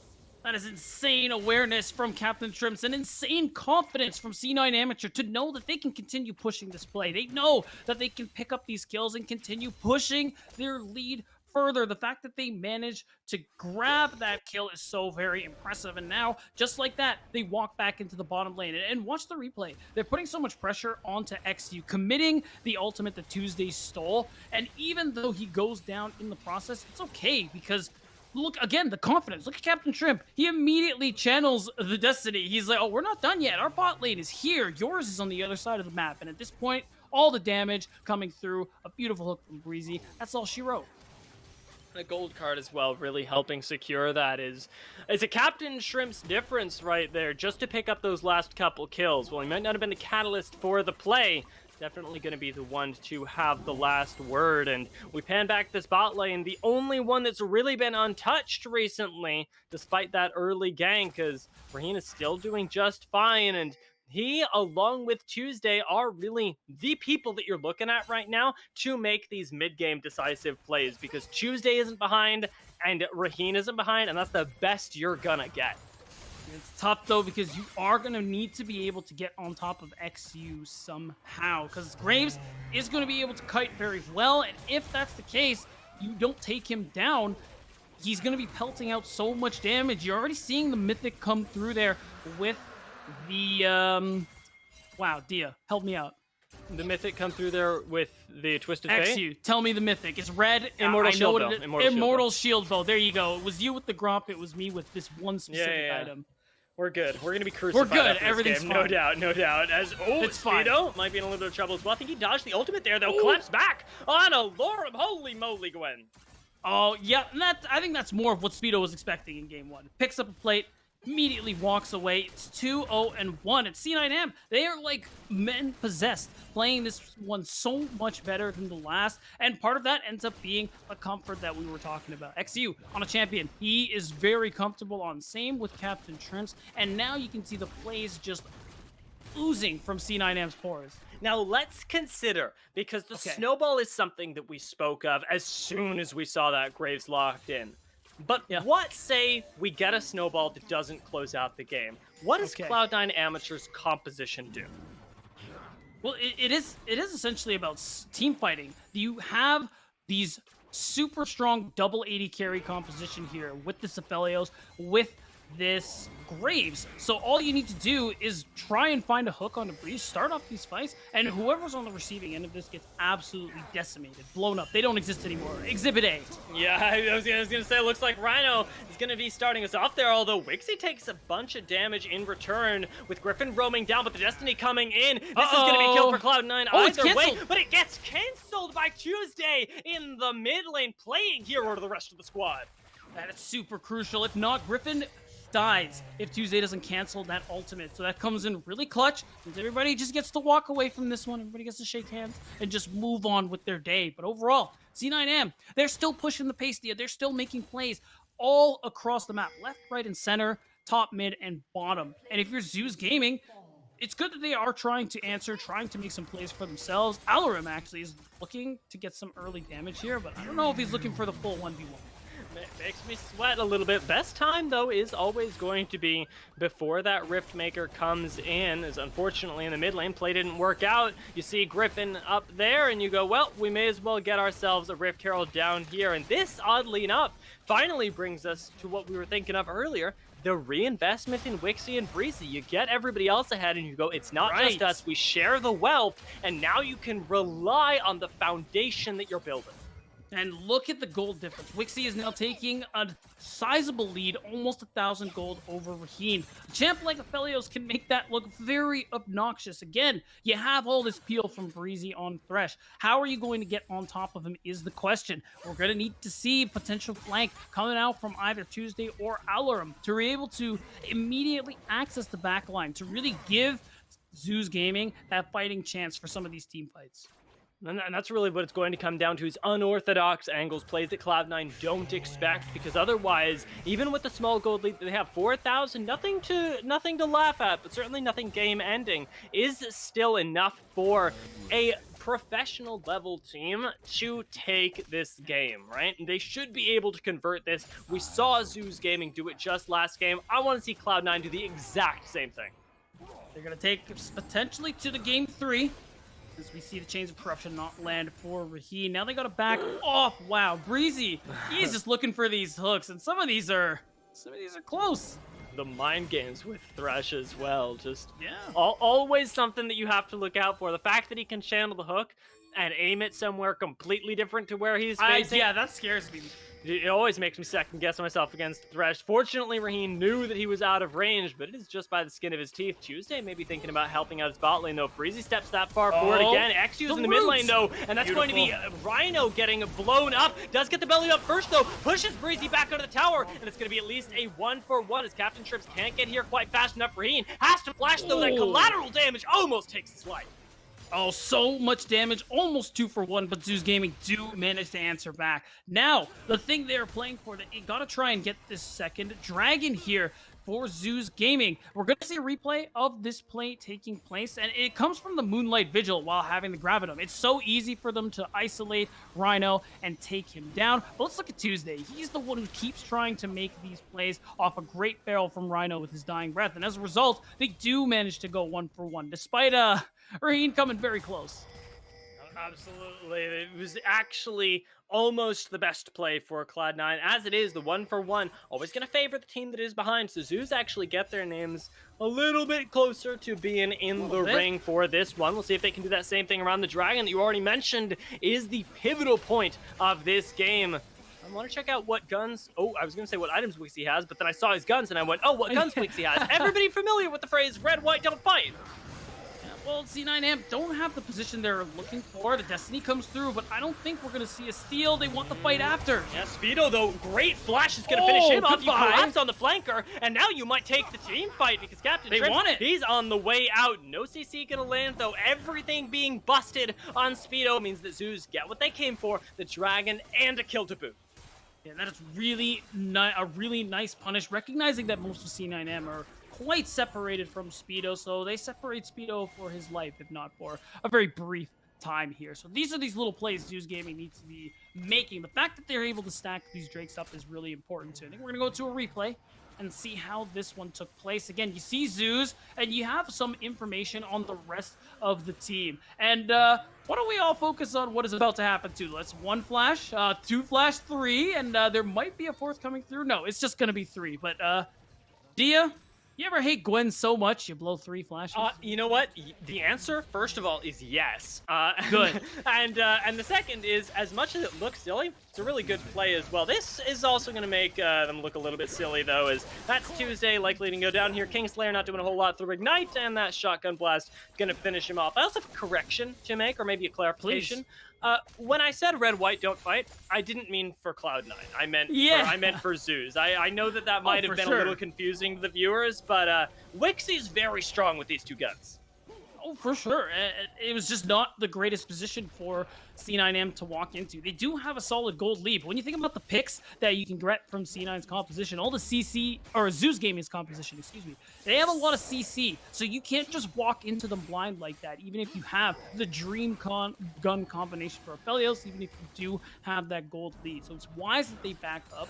It's unfortunate they lose Speedo in the process, but I like that Zeus Gaming, they're continuing to try and make these plays. Yeah, they are fighting their way back from the bottom, trying to overcome C9am. There's an interesting adaptation going on right now in the items as well. Well, we have the time to, talk about it. That's fine. Can we talk about that? No. Oh, okay. Yeah, I mean, it'll be back up in what, like a minute, 90 seconds? Minute 30? Yeah, this is... It'll be over pretty quickly. And you know what? I can guarantee that Zeus didn't have vision on it. So hopefully it doesn't inform their play over the next little while. But there's an interesting adaptation being made in the items, not just burning Zhonya's early, but notably Raheen going for that Duskblade. Because a lot of times we've seen Varus's choose to go for the Prowler's Claw for that little bit of extra penetration into the big armor stackers, the tanks here. But there aren't a whole lot of tanks on Cloud9, so you can kind of set up here to chunk out the squishies. Looking to do so on the tower. He's got the backup here. Breezy could go down, and that barrel should all but seal his fate. The Death Sentence back, though, would make this a 1-for-1. And with the pull back, Alorum just barely secures the kill. Speedo is chasing him down. Rain needs that cooldown reduction now to get away, and it will just barely keep Zeus alive. Oh, and the 1-for-1 comes from the fact that the turret was not shut off by the Stormbreaker. Really unfortunate there from Griffin, but overall, 1-for-1 again favors Zeus Gaming at the moment here. But because they have access to the Rift Herald, C9am will take this tier 1 turret, and the rest of Zeus are going to walk away, especially look at how far up Speedo is at the moment here. So confident with how strong his champion is, he's just going to be able to walk into the enemy jungle so far. It is a tragedy for Zeus Gaming to have actually lost ground after that play. They don't get the mid lane tower, they lose their own, and they lose even more control of their map. All 3 outer towers gone. Tuesday likely gonna die here. Things just get worse and worse, and there's no backup incoming. Tuesday unlikely to answer this back, but almost gets the damage here. Actually burns the exhaust, and woo-hoo-hoo, mama, he had me sweating. Oh, no exhaust. That's a 1-for-1. That was so Yeah. close, as much as you could have expected from Tuesday. But now he does end up dying, unfortunately. Does realize the play is happening, but just a little too late. Now, again, C9M still hold control of the map here. And you can see it, the Stormbreaker, it doesn't turn off the turret, so they turn tail, but because of the hook, they have to keep trying onto Breezy, and because of that, they lost so much of their HP in the process. That's why they end up going 1-for-1 here on the side of Zeus Gaming. It's unfortunate to say the least, but there is still hope, of course, in the fact that Cloud9 Amateur aren't going to be able to close this out with a Ocean Soul win con for a very long time. Zeus Gaming still do have the advantage, and if they can find one team fight, they can actually make themselves get to Soul Point here. That would potentially be devastating for Cloud9, who have otherwise played this game marvelously with a nice bush camp here, I believe. Yeah, going to be spotted out by the Vision. Not going to land, but setup still belongs to Zeus, and this time Cloud9 have to force their way in with suboptimal guns, I'm going to say. And because of the comp, again, you got to be careful of Fog, but C9M, they're not going to let this one go to you. They're going for it. They're collapsing on Speedo one more time. You're trading Speedo's life for the Dragon, it looks like, but the rest of Cloud9, Oh, they big W? absolutely not. We're backing up our top laner, and it's going to be Rhino that ends up falling. Well, finally, Speedo almost goes down, but Aloran gets taken out first. Rahin is running for his life. XU is on him to cut him off, and this might just be the ace, as the last member of Zeus Gaming left alive is taking shotguns to the face. The play going to really seal the deal there, and that is the cleanest play from Cloud9 Amateur that we've gotten to see all game.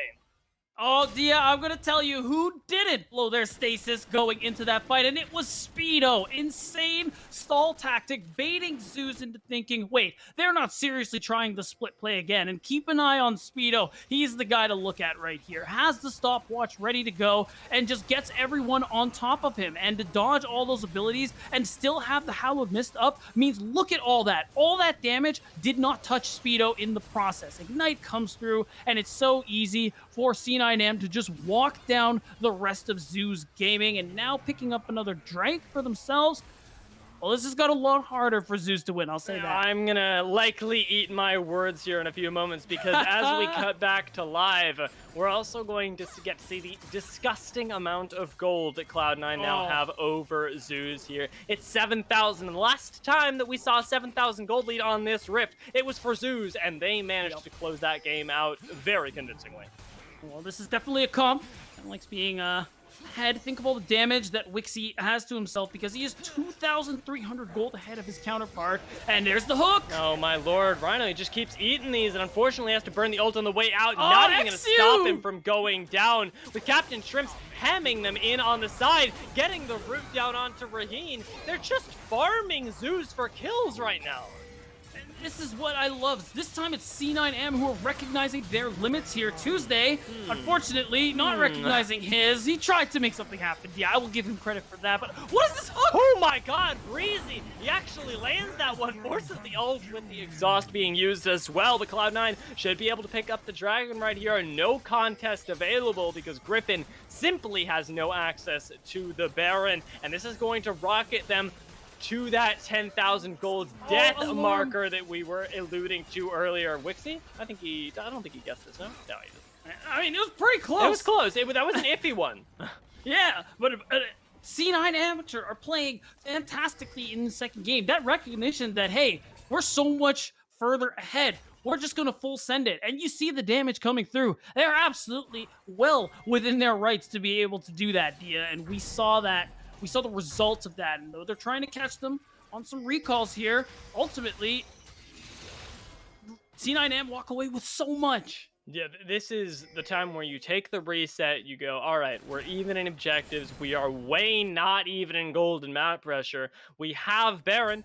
Let's just close this one out cleanly, because be it a 1-3-1, be it a straight up 5v5, Cloud9 Amateur should win every time, especially if they keep babysitting Tuesday there, or, even better, just abusing their numbers advantages in other lanes, as we see right in front of us. And we're seeing what we saw Zeus Gaming do last game when they had the Baron buff, and so when they had the lead, and it was pressure 2 lanes at once, and not worry about the third so much. You have someone like Speedo being able to split push very safely, and then you have this core 4 in C9M who do obscene amounts of damage. Like, at this point, anyone who Breezy hooks dies. It's over. It's wrapped up. I'm writing the obituary as we speak, Thea. It is definitely going to be appearing in the news tomorrow. Definitely the result of this match will be going down in history for both of these squads because Zeus, remember, do still need to claw their way back, need to find some sort of series win here, but it doesn't look like they're going to be doing so this game without a miracle to assist them. As we do get 1-0 landing here, this could be it. XU almost going to go down there. He's The Ignite burning. is going to take him, and Griffin still alive in the front line, finally going to end up falling, but I don't know if it was enough because Cloud9, they look strong. It's tough. One of your big frontliners was this volley bear for Griffin. Tuesday is in a lot of trouble. That gold card, oh, almost gets taken Oh, down. There no! it is, the Inferno Moonlight Vigil finishes him off, and Wixie goes onto the tower to clean up Rahina as well. Gonna go golden here, Breezy. Good guy, Breezy. Gonna keep him alive. Might actually survive even a Lorem there, as Rhino can't get a kill Are you either. kidding me? Breezy, go back into the turret. No, Speedo. He's okay. All right. He's good. We've managed to do it There it is. without even losing an additional member. After XU falls, Cloud9 go, I'm glad you invested so much because we got what we came for. Oh, and we have a banger series on our hands, Dia, as C9 Amateur will answer back in a powerful fashion. As they tie the series up 1-1. We wanted comfort picks, and they gave it to us in spades, Dia, with the success to boot. No, I know that there's already a heat wave going on in Vancouver, but the series itself is getting too hot to handle. It is absolutely ridiculous right now for these guys. And I think that the thing that encapsulates this game for me was said maybe 15 minutes into the game, that it already looks as if we've just swapped the nameplates, turn them off, and it seems like Zeus are on the other side, right? And the fact is that we've now seen two totally different faces from these two teams, and with Zeus so much on the back foot right now, can they even recover in time for a Game 3? Because that took me completely off guard, and I can't imagine what it did to them. Well, part of it to me is you immediately, I think Zeus at this point, you got a lot of experienced players. There's definitely a good chance they can regain going into Game 3. And the question I have that I'm sure they're all talking about at the moment while they're prepping, what's draft going to look like for Game 3? I think when we look at what happened in Game 2 as a whole, we saw a lot of great map movement coming out from C9M. And I'm not just talking about the Destinies. You saw Breezy finding a lot more opportunities to be able to get the first move, to be able to affect these other lanes because of the priority him and Raheen have gotten for themselves. Being able to win out the 2v2 like Manny said he wanted going into Game 1 did so well for C9 Amateur, and for them to be able to just control the game from minute 1 is why we saw such a convincing victory. And they continually... Also, I said Raheen, I meant Wixie. Yeah, we got you. Hey, I think that, I was going to sort of carry that forward there as well, saying that the investment in Wixie is something that we didn't just... Yes. It was something that we expected, but at the same time, as soon as I saw XU get ahead, so often you can fall into the trap of, well, we already have our Graves ahead, let's play through Graves. And it was very much a sharing is caring style from Cloud9, something that ended up rocketing them to that win, despite Zeus Gaming's best attempts to keep themselves alive. I'm going to throw it to a very quick break before we come back to what I can only assume is a very happy Dylan, since he wanted to see Cloud9 win a game. And then the analyst desk will be able to take you through the setup for Game 3.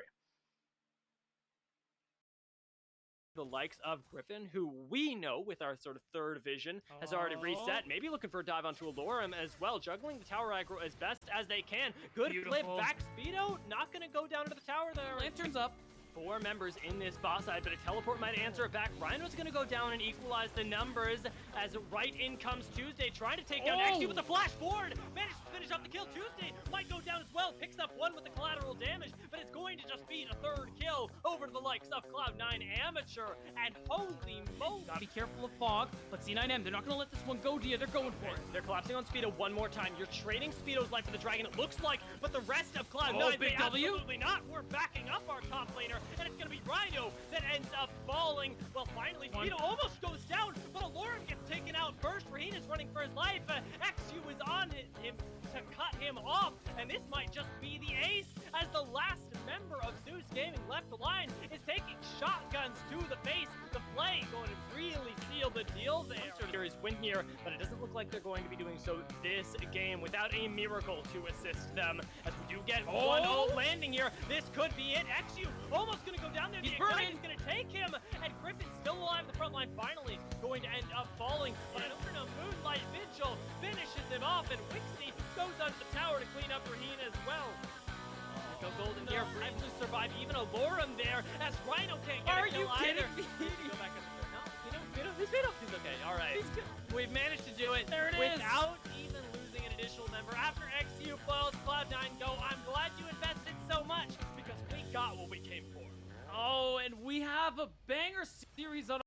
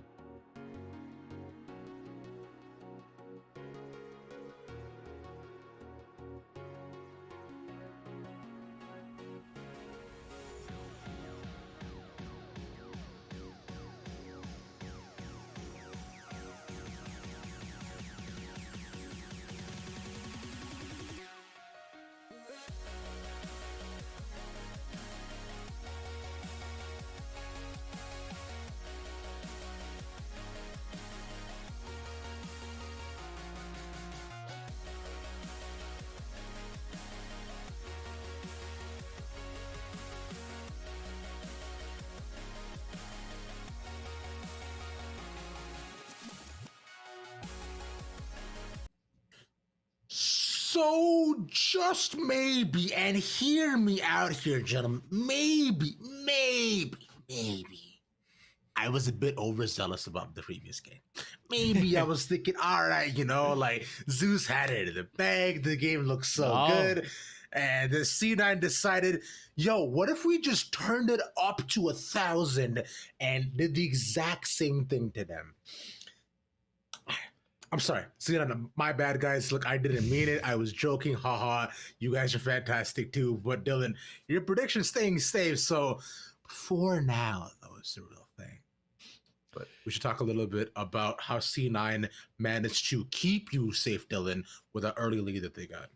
Yeah, Cloud9 off to a very early start in this game. We've got a couple replays catching people up on what happened. There was a beautiful top dive here.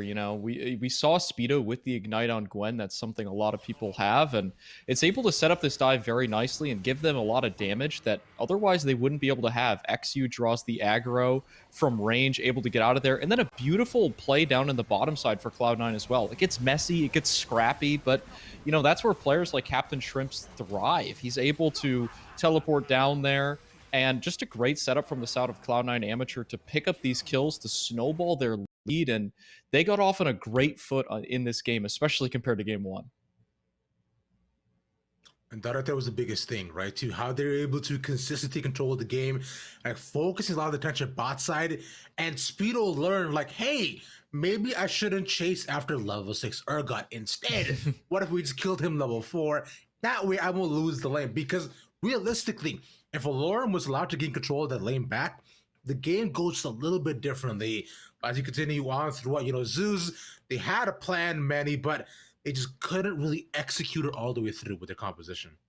Yeah, taking a look at Zeus's comp in this game, it is kind of clear what they want to do. We were wondering a bit as to like, oh, why is he going, lethality verse as opposed to on hit? And the reason that we found is because it looks like Zeus, they just want to lock one person down and burst them down as quickly as possible with Urgot Ultimate, and then use that man advantage to just wipe the fight. And they tried to do this at a dragon fight, and this is where it looked like they had their last gasp of hope. Speedo comes in here on the flank. He's like, I'm gonna do it all myself. Turns out they layer the CC perfectly with all the flashes being blown, and they're able to burst him out. And that's what the comp wants to do ideally. Unfortunately, though, they're just too far behind to ever make that happen. If you actually look at the damage graphs a little bit too, you saw just how much damage Tuesday did, but he just couldn't just do enough for his team because the fact of the matter is that it's Monday. It's not Tuesday, innit? Well, he was in it. It being the grave because he died over and over again top lane. No, Tuesday, why? That's so sad, man. He tried, he really did, but like, I gotta say, one of the biggest proponents of them just taking over the game was genuinely XU on his Graves pick, who was all over the map and really playing for lanes too. He has such a big impact on his Graves pick. So if he manages to get it again in game 3, I'm actually not too sure who will actually win the game, because if they keep giving a Gwen into the Urgot matchup, Urgot needs an early lead there, and a lot of Zeus with the entire composition needed to be ahead early, which just could not happen here. And the final nail in the coffin for Zeus as well in that game, Dylan, was that Baron fight. Yeah, I mean, we have a replay of it as well, but that Baron fight was gross from the side of Cloud9 Amateur. They've already built themselves up a pretty massive gold lead. Pocket Rhino gets caught out, doesn't quite die in the beginning, gets his ultimate off, but picked off over the wall with XU's Grave Ult. He was playing so well this game. Captain Shrimps, pretty, similar to the clips that we were playing in the pre-show, where he's just able to pick apart the team on this Twisted Fate, uses the Destiny to always get behind them, has the Everfrost for extra CC. He's able to really dissect these fights. And then there's a gorgeous hook over the wall here. Doesn't actually really amount to anything besides just chunking Griffin out and ensuring that the steal cannot come through. But other than that, I mean, Cloud9's just playing so well that game. They were able to finish it out pretty cleanly. The only downside was that they gave up a few more dragons than they should have. It made things a little bit scary, but the gold lead was always there, and they managed to wrap it up quite nicely. Now, watch y'all to hear me out, because considering going into this game, I'm really looking at both teams to turn up tempo. It seemed as though both of these times, whoever was able to just take early advantages and kind of out jungle the other was really able to take a hand in control of the game. So, from my end, for Zeus Gaming, the most tempo jungler that I know to just clear the board here, I wanted to play Zac. Now, there's a reason why. Look, I see the doubts on your face, although Zac not the fastest clear, but what he can do instead is, look, just give up your camps and just gank lanes, bro. Look, forget about farming, chill in the bushes at all times. Wait, load on up, ready, go in and dive into the game every single time. Y'all will not be disappointed. I'm sure you, Zac's a great time. Thank you, production. I may not be an enthusiast, but what I am is a smart guy. So play the slime mans in your game today, Zeus or C9, but whichever y'all are about, I'm telling you, it's gonna be good. Do y'all have any thoughts? Or First Yorick, now Zac. Where does it end, Ravish? I'm down to see people eat themselves into the enemy team all day long. I mean, I'm down with Zac. Show it to me. Yeah, it's fun to watch. If nothing else, Thank you guys. See, I knew we could count on your supporter on this. See, look, Dylan, first of all, listen, you hater. Bro, York's a fantastic champion, all right? And sure. Zac as well, too. Look, bro, as a jungler, you know. How many times has he been picked? Well, hang on. That doesn't matter right now. What matters is that he's Yorick is a champion. We can agree on that. He's a champion in League of Legends. I'm actually tired of just all this hated pushback that I get him. Look, yet again, Maddie, I thought I at least had you on my side about all this. production that. too. Everybody's against me on this, bro. I have a champion Ocean, I promise you. I've played every single champion on a mediocre level. Now, with that being said, we're going to cut it over to a caster's BDB and Dia to take us in a game number 3 and see what happens.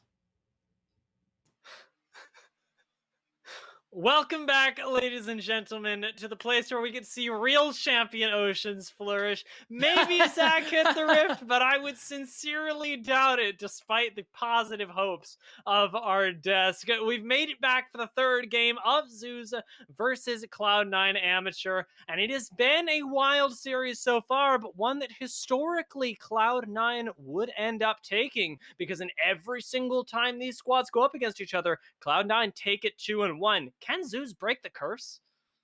And I love that you bring up the history, Dia, because what better way could these teams try to settle the score than in game 3, like they have time and time again? Who's really going to come out on top here?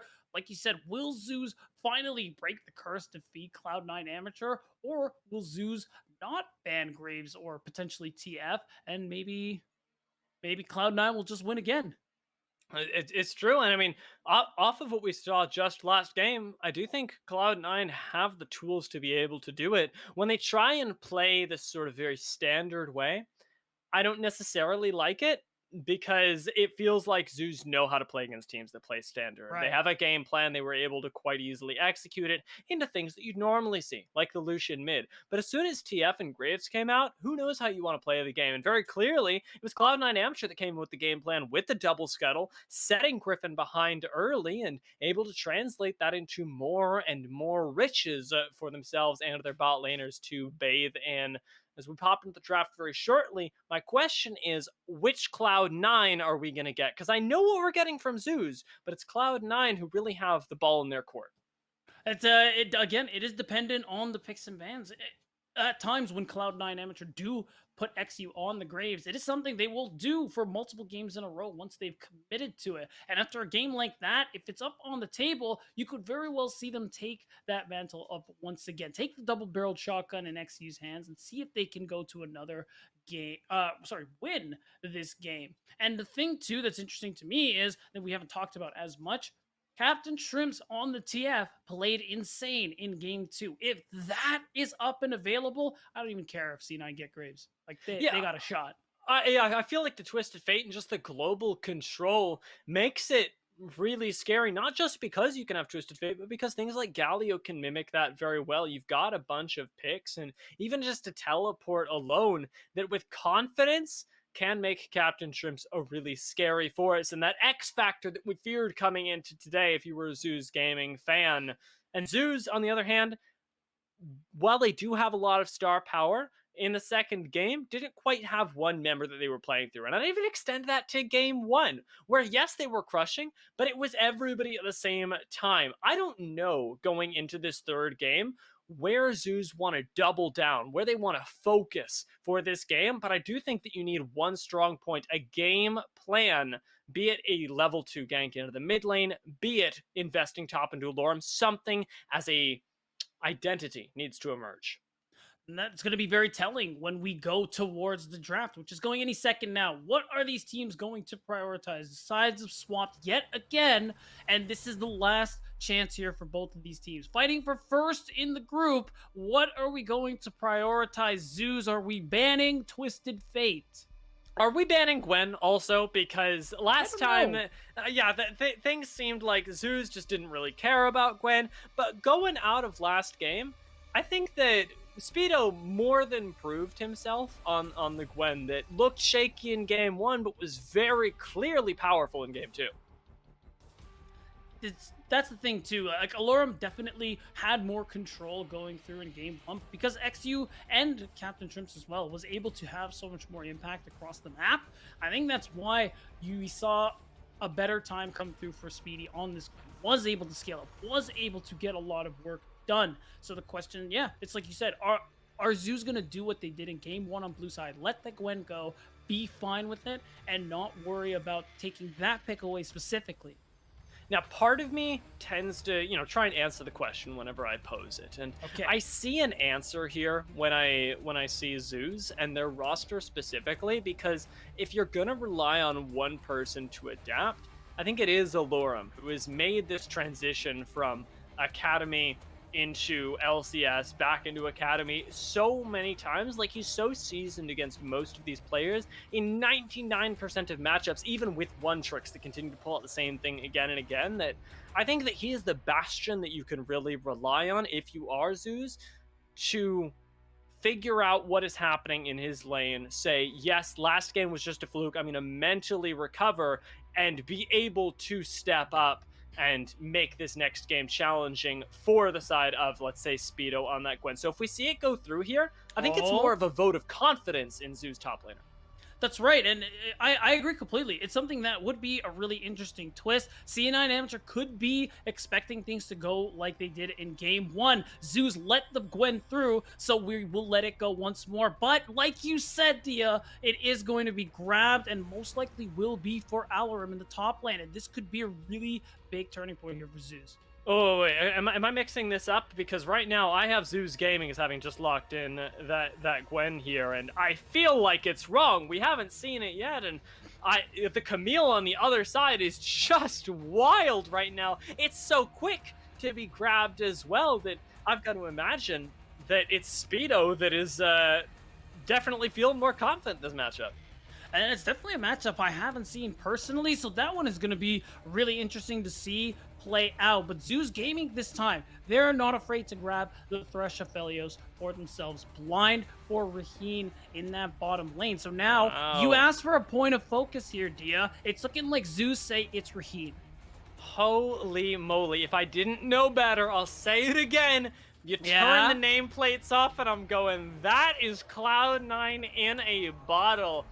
What on earth could they possibly be thinking right now? Because on the other side of the Aphelios, Thresh, and Gwen, you've got a Camille, a Volibear, and a Leona. Nothing that's particularly strong right now. I wouldn't say any of these champions are far out of meta, but they've definitely been hovering around the edges, with Volibear, Leona likely being the most powerful.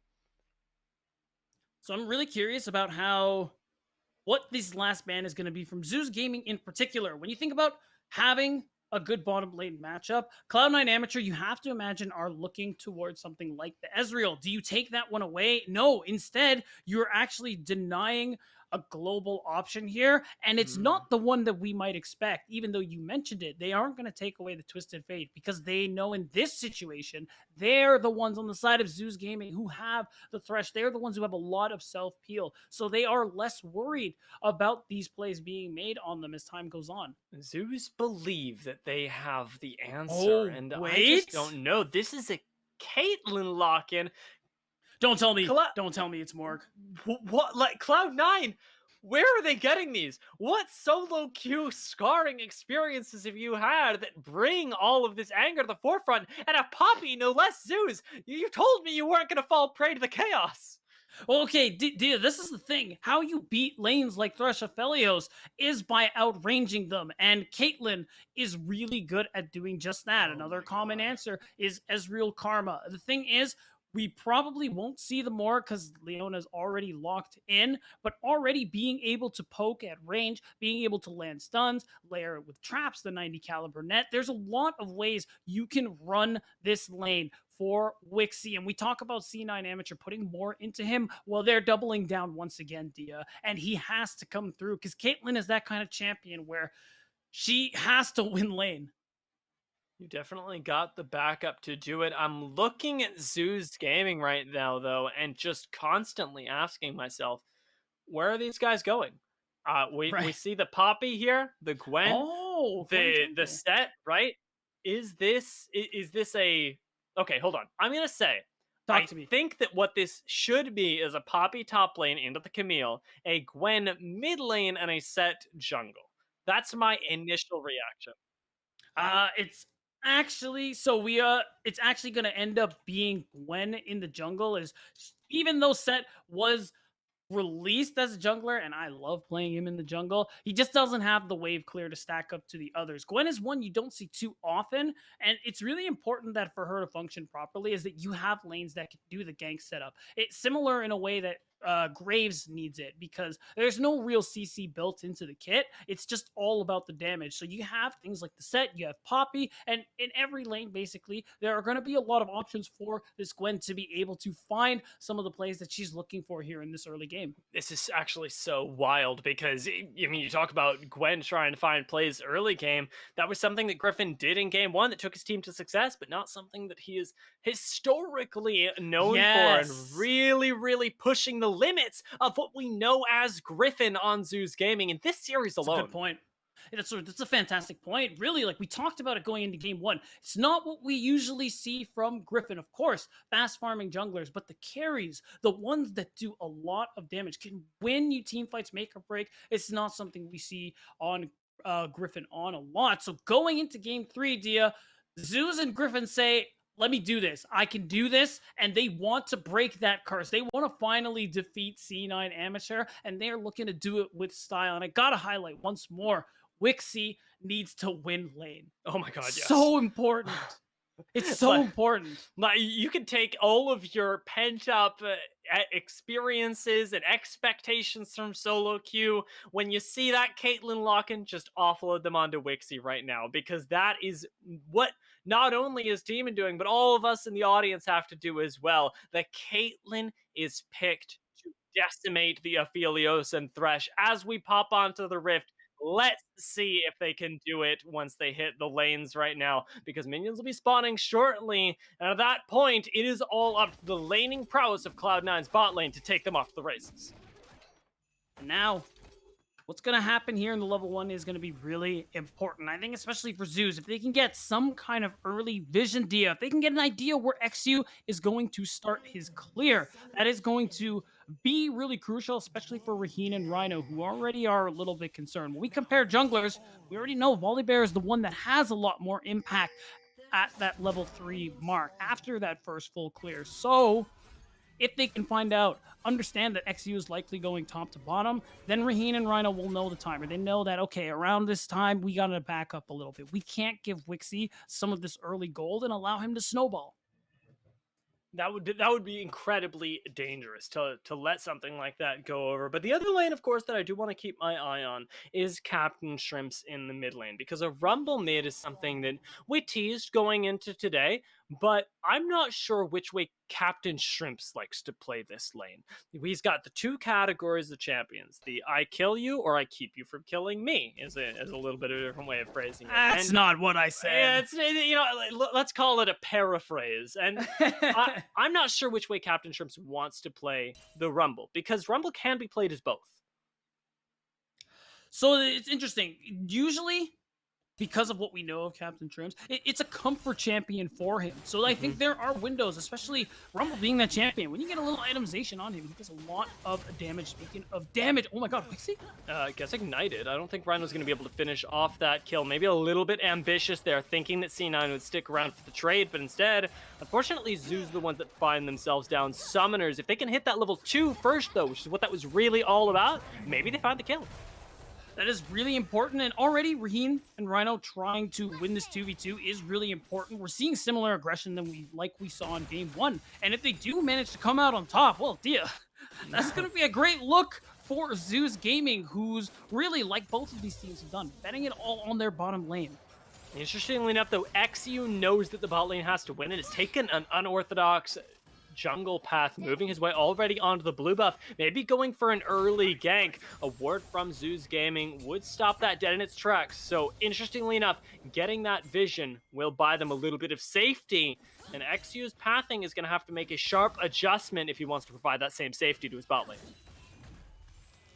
And already, he's just going to go back to farming. And because both junglers have these somewhat mirrored clears, you got to imagine priority in that bot lane. The ability to move first is going to be very important for the scuttle fight. Speaking of moving first, Tuesday is already on the way here just to get some potential deep vision. Maybe he can spot out XU.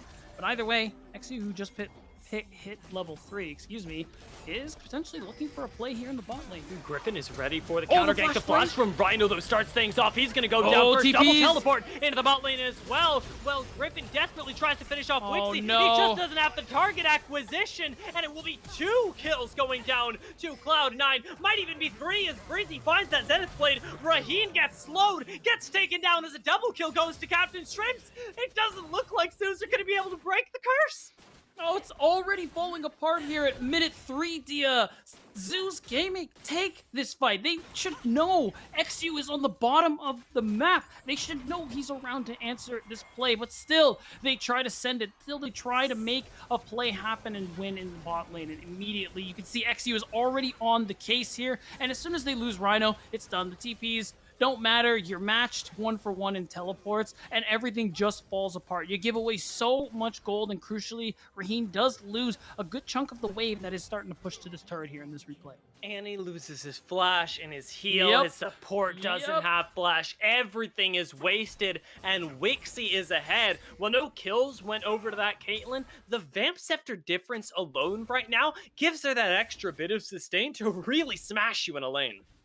That's already a big buy coming out here for Wixie. Coming in with the longsword for Raheen means it's tough scenes, to say the least. He has to try and get something back here as time goes on. You can't let Wixie snowball. But already, we're seeing about 1,300 gold lead develop for the side of C9 Amateur, and not a whole lot to play for at the moment if you use. Like, look at this damage! Oh my god! It's just disgusting, right? You give a Rumble 2 kills in the early game. The overheat damage alone is already ridiculous, and you and I were speaking before this game about who would pick up Rumble, because we thought it would be one of the junglers, if anything, when you're so used to playing that pick. With recent nerfs, looks like the mid lane Rumble is really making a comeback.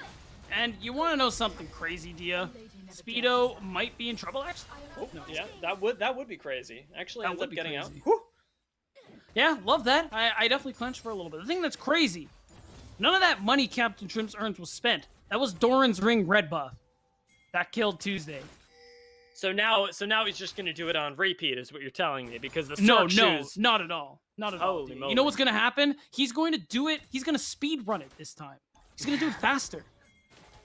Do it again, but faster. We'll see Yeah. exactly how quick he... What is that? Is that Bop It? Or Yeah, Simon Bop said- It, yeah, Bop yeah, It. yeah. That was an absolutely wild time in my life, and it's about to be a wilder time in Zoos. They're trying to make a play to come back here as the Lantern goes out. Hook, yep. I mean, I swear, Cloud9 are reading them like a book there, from the bot lane gang to Tuesday. now this bot lane play again. Tuesday's being forced in here. The Hex Flush, not going to find the kill. Whew. Breezy whiffing that one, or wisely choosing to back off, not sure which.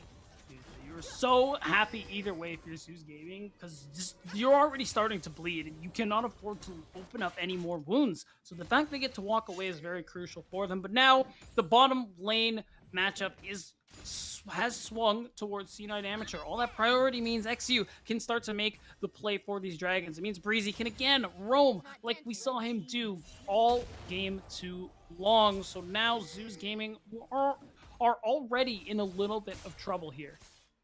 They certainly are, and now is when you need to lean back on your reliables. I know that we talked about investing in the bot lane. That's something that's always going to stay true, but also the experience of Alorum that is historically an excellent tank player, now again on a tank. Tuesday, powered by his French-Canadian anger in the mid lane, the one person who might be able to find them access to the backline, access onto Wixie here. You've got to put your faith in these two, throw it to the mid game, and see what sort of plays you can make when you're backed up by the full strength of your roster. Now things have slowed down. You look at C9am too, they've done such a good job at getting this deep vision, already gaining access somewhat to Zeus Gaming's bottom side jungle, and it's tougher for Griffin to even move, even this early into the game, and it's given so much info away too. You can see the pinks come through. This entire bottom side of the map is completely under C9am's control, and now Captain Shrimps can start moving, and look, they can just collapse on Rhino. Level 7, by the way, so this should be a dead thresh because the Equalizer gives you nowhere to go. Good flash, though, does take Rhino to safety, so an ult for a flash is still a trade down for Zeus, but definitely something that you're not too sad about because no kills went over.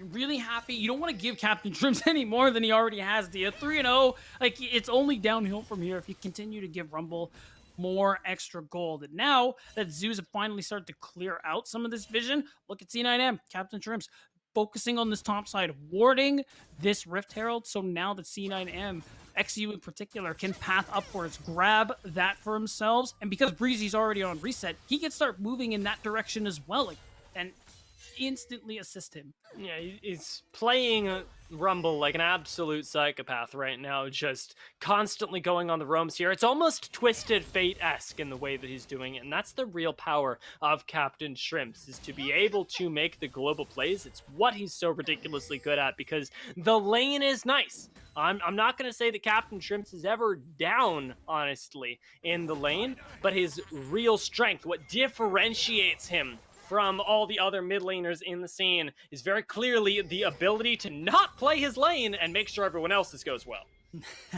Well, speaking of going well, the use of priority from Breezy and XU is used to try and posture to take down Tuesday, but really, it is going to allow Zeus Gaming to get the first touch on the Rift Herald. Luckily for C9M, they're still stronger in this skirmish. The only hope they have is if Alorum can already start moving towards this fight, but here it comes! Yeah, I don't think you want this is the problem. The rotation's already up here, and Tuesday does get a good suplex, but I don't think it's going to be nearly enough because the Flame Spitter just melts people, and it's 3 kills in quick succession that go over to Cloud9 Amateur. They don't even need the Rift Herald.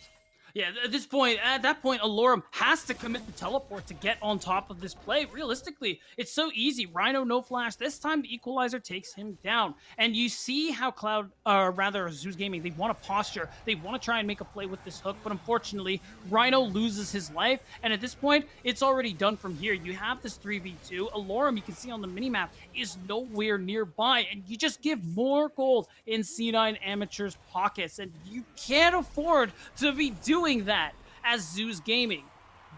And it's not just people like Captain Shrimps that are getting gold either.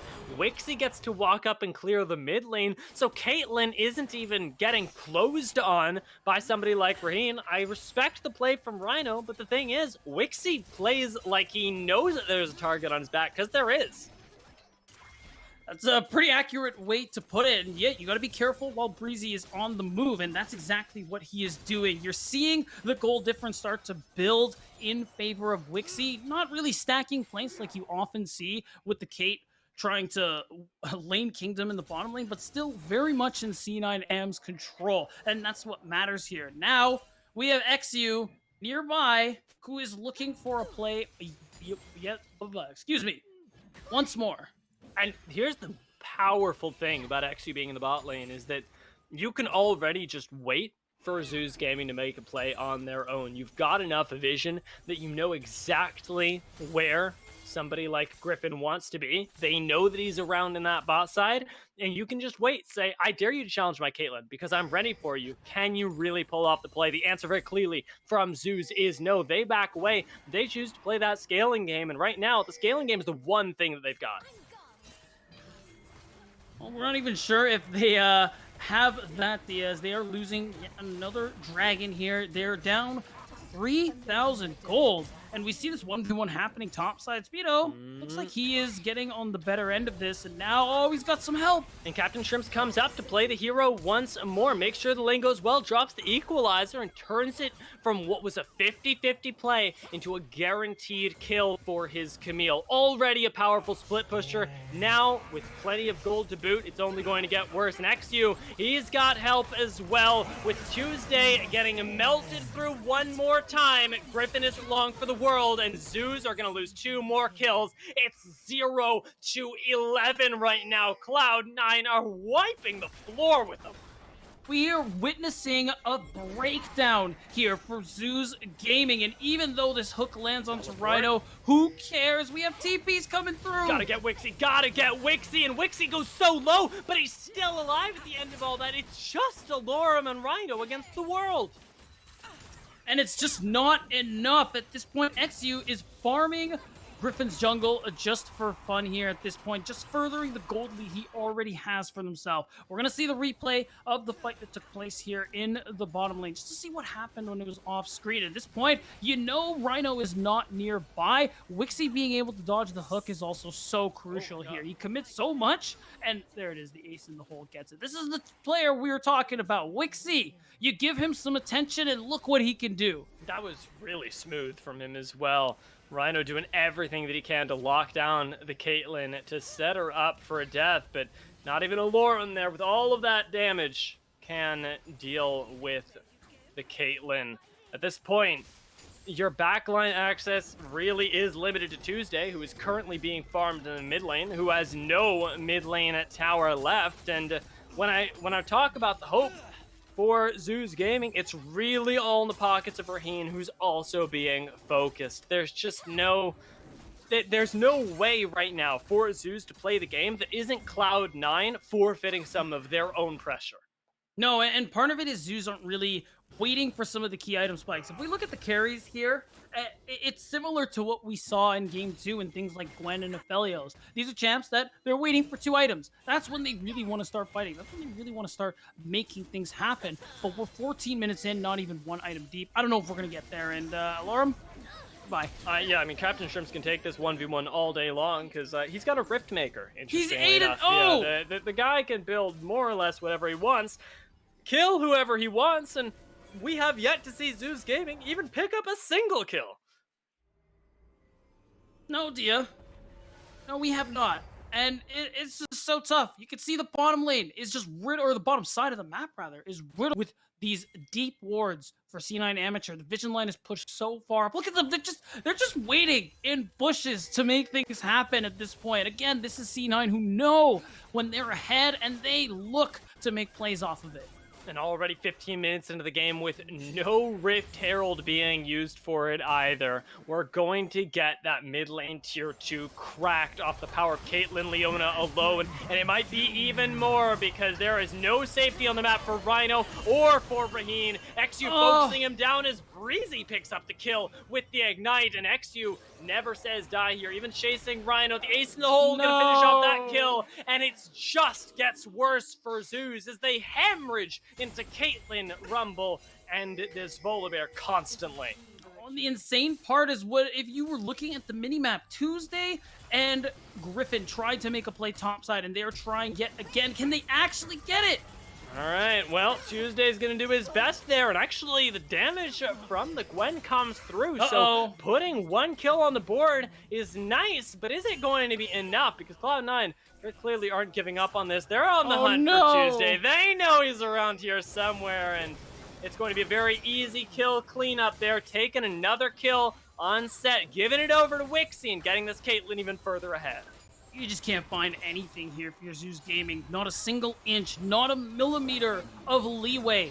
No quarter given by C9 Amateur, who are just running the show here in this Game 3. And, well, they're looking for the 3-peat when it comes to this matchup here, Dia, because Raheem, wow, Captain Shrimp could have gone for it. I guess he wasn't feeling it. But yeah. the big thing, too, is that you just don't have any agency to make any plays on the map. You're down almost 10k gold. C9M could easily go down to this dragon and secure themselves the soul point, and we're at 17 minutes. I genuinely wonder what just a straight-up equalizer does to Aphelios right now. Me too. Like, I just want to see it kind of happen. I'm sorry, Raheem, I love you, but I do kind of want to see how much it puts him on the back foot, because remember that Rumble is also the kind of champion that was traditionally a counter to Aphelios when he was a must-pick, must-ban champion. The ability to keep him from accessing fights easily without walking through a bunch of damage, things like the Syndra, for example, were incredible here. And now that Rumble is in the meta and very strong in this game, 8-0 like we keep touching on, I really don't see the ability for Raheem to deal with it unless he gets taken out. And if you're taking out Rumble, you're not taking out Caitlyn. The problems stack up. And you know what? We just saw the gold there for a moment. Captain Shrimps is 4,000 gold ahead of literally everyone on the Rift. At minimum. It is insane how strong he is and how strong Speedo is. Oh my god. Oh, good block though. Might actually get him. Never mind. Out alive, as Speedo should be able to walk this one out. Has the hook shot for a little bit of added safety as well. Less than 20 minutes into the game. No Baron though. We cut back to the base where Zeus Gaming have already lost their mid lane inhibitor tower very soon to be their inhibitor. And with the Rift Herald Chill, Oh are they my going for the God. end of the game? They want the dancing Shelly, Dia. They have the power to make it happen. They have the gold lead. TPs just need are to coming dive. through. Here it They comes. have XU to do it. The tower is shut off. The equalizer comes down, but Raheen isn't in it. Still goes to single-digit HP. While Griffin is going low. Shelly is still alive. Gets the charge 5 off HP. onto the Nexus. Is it She's gonna gonna be dance. a dancing Shelly? We Oh got the last my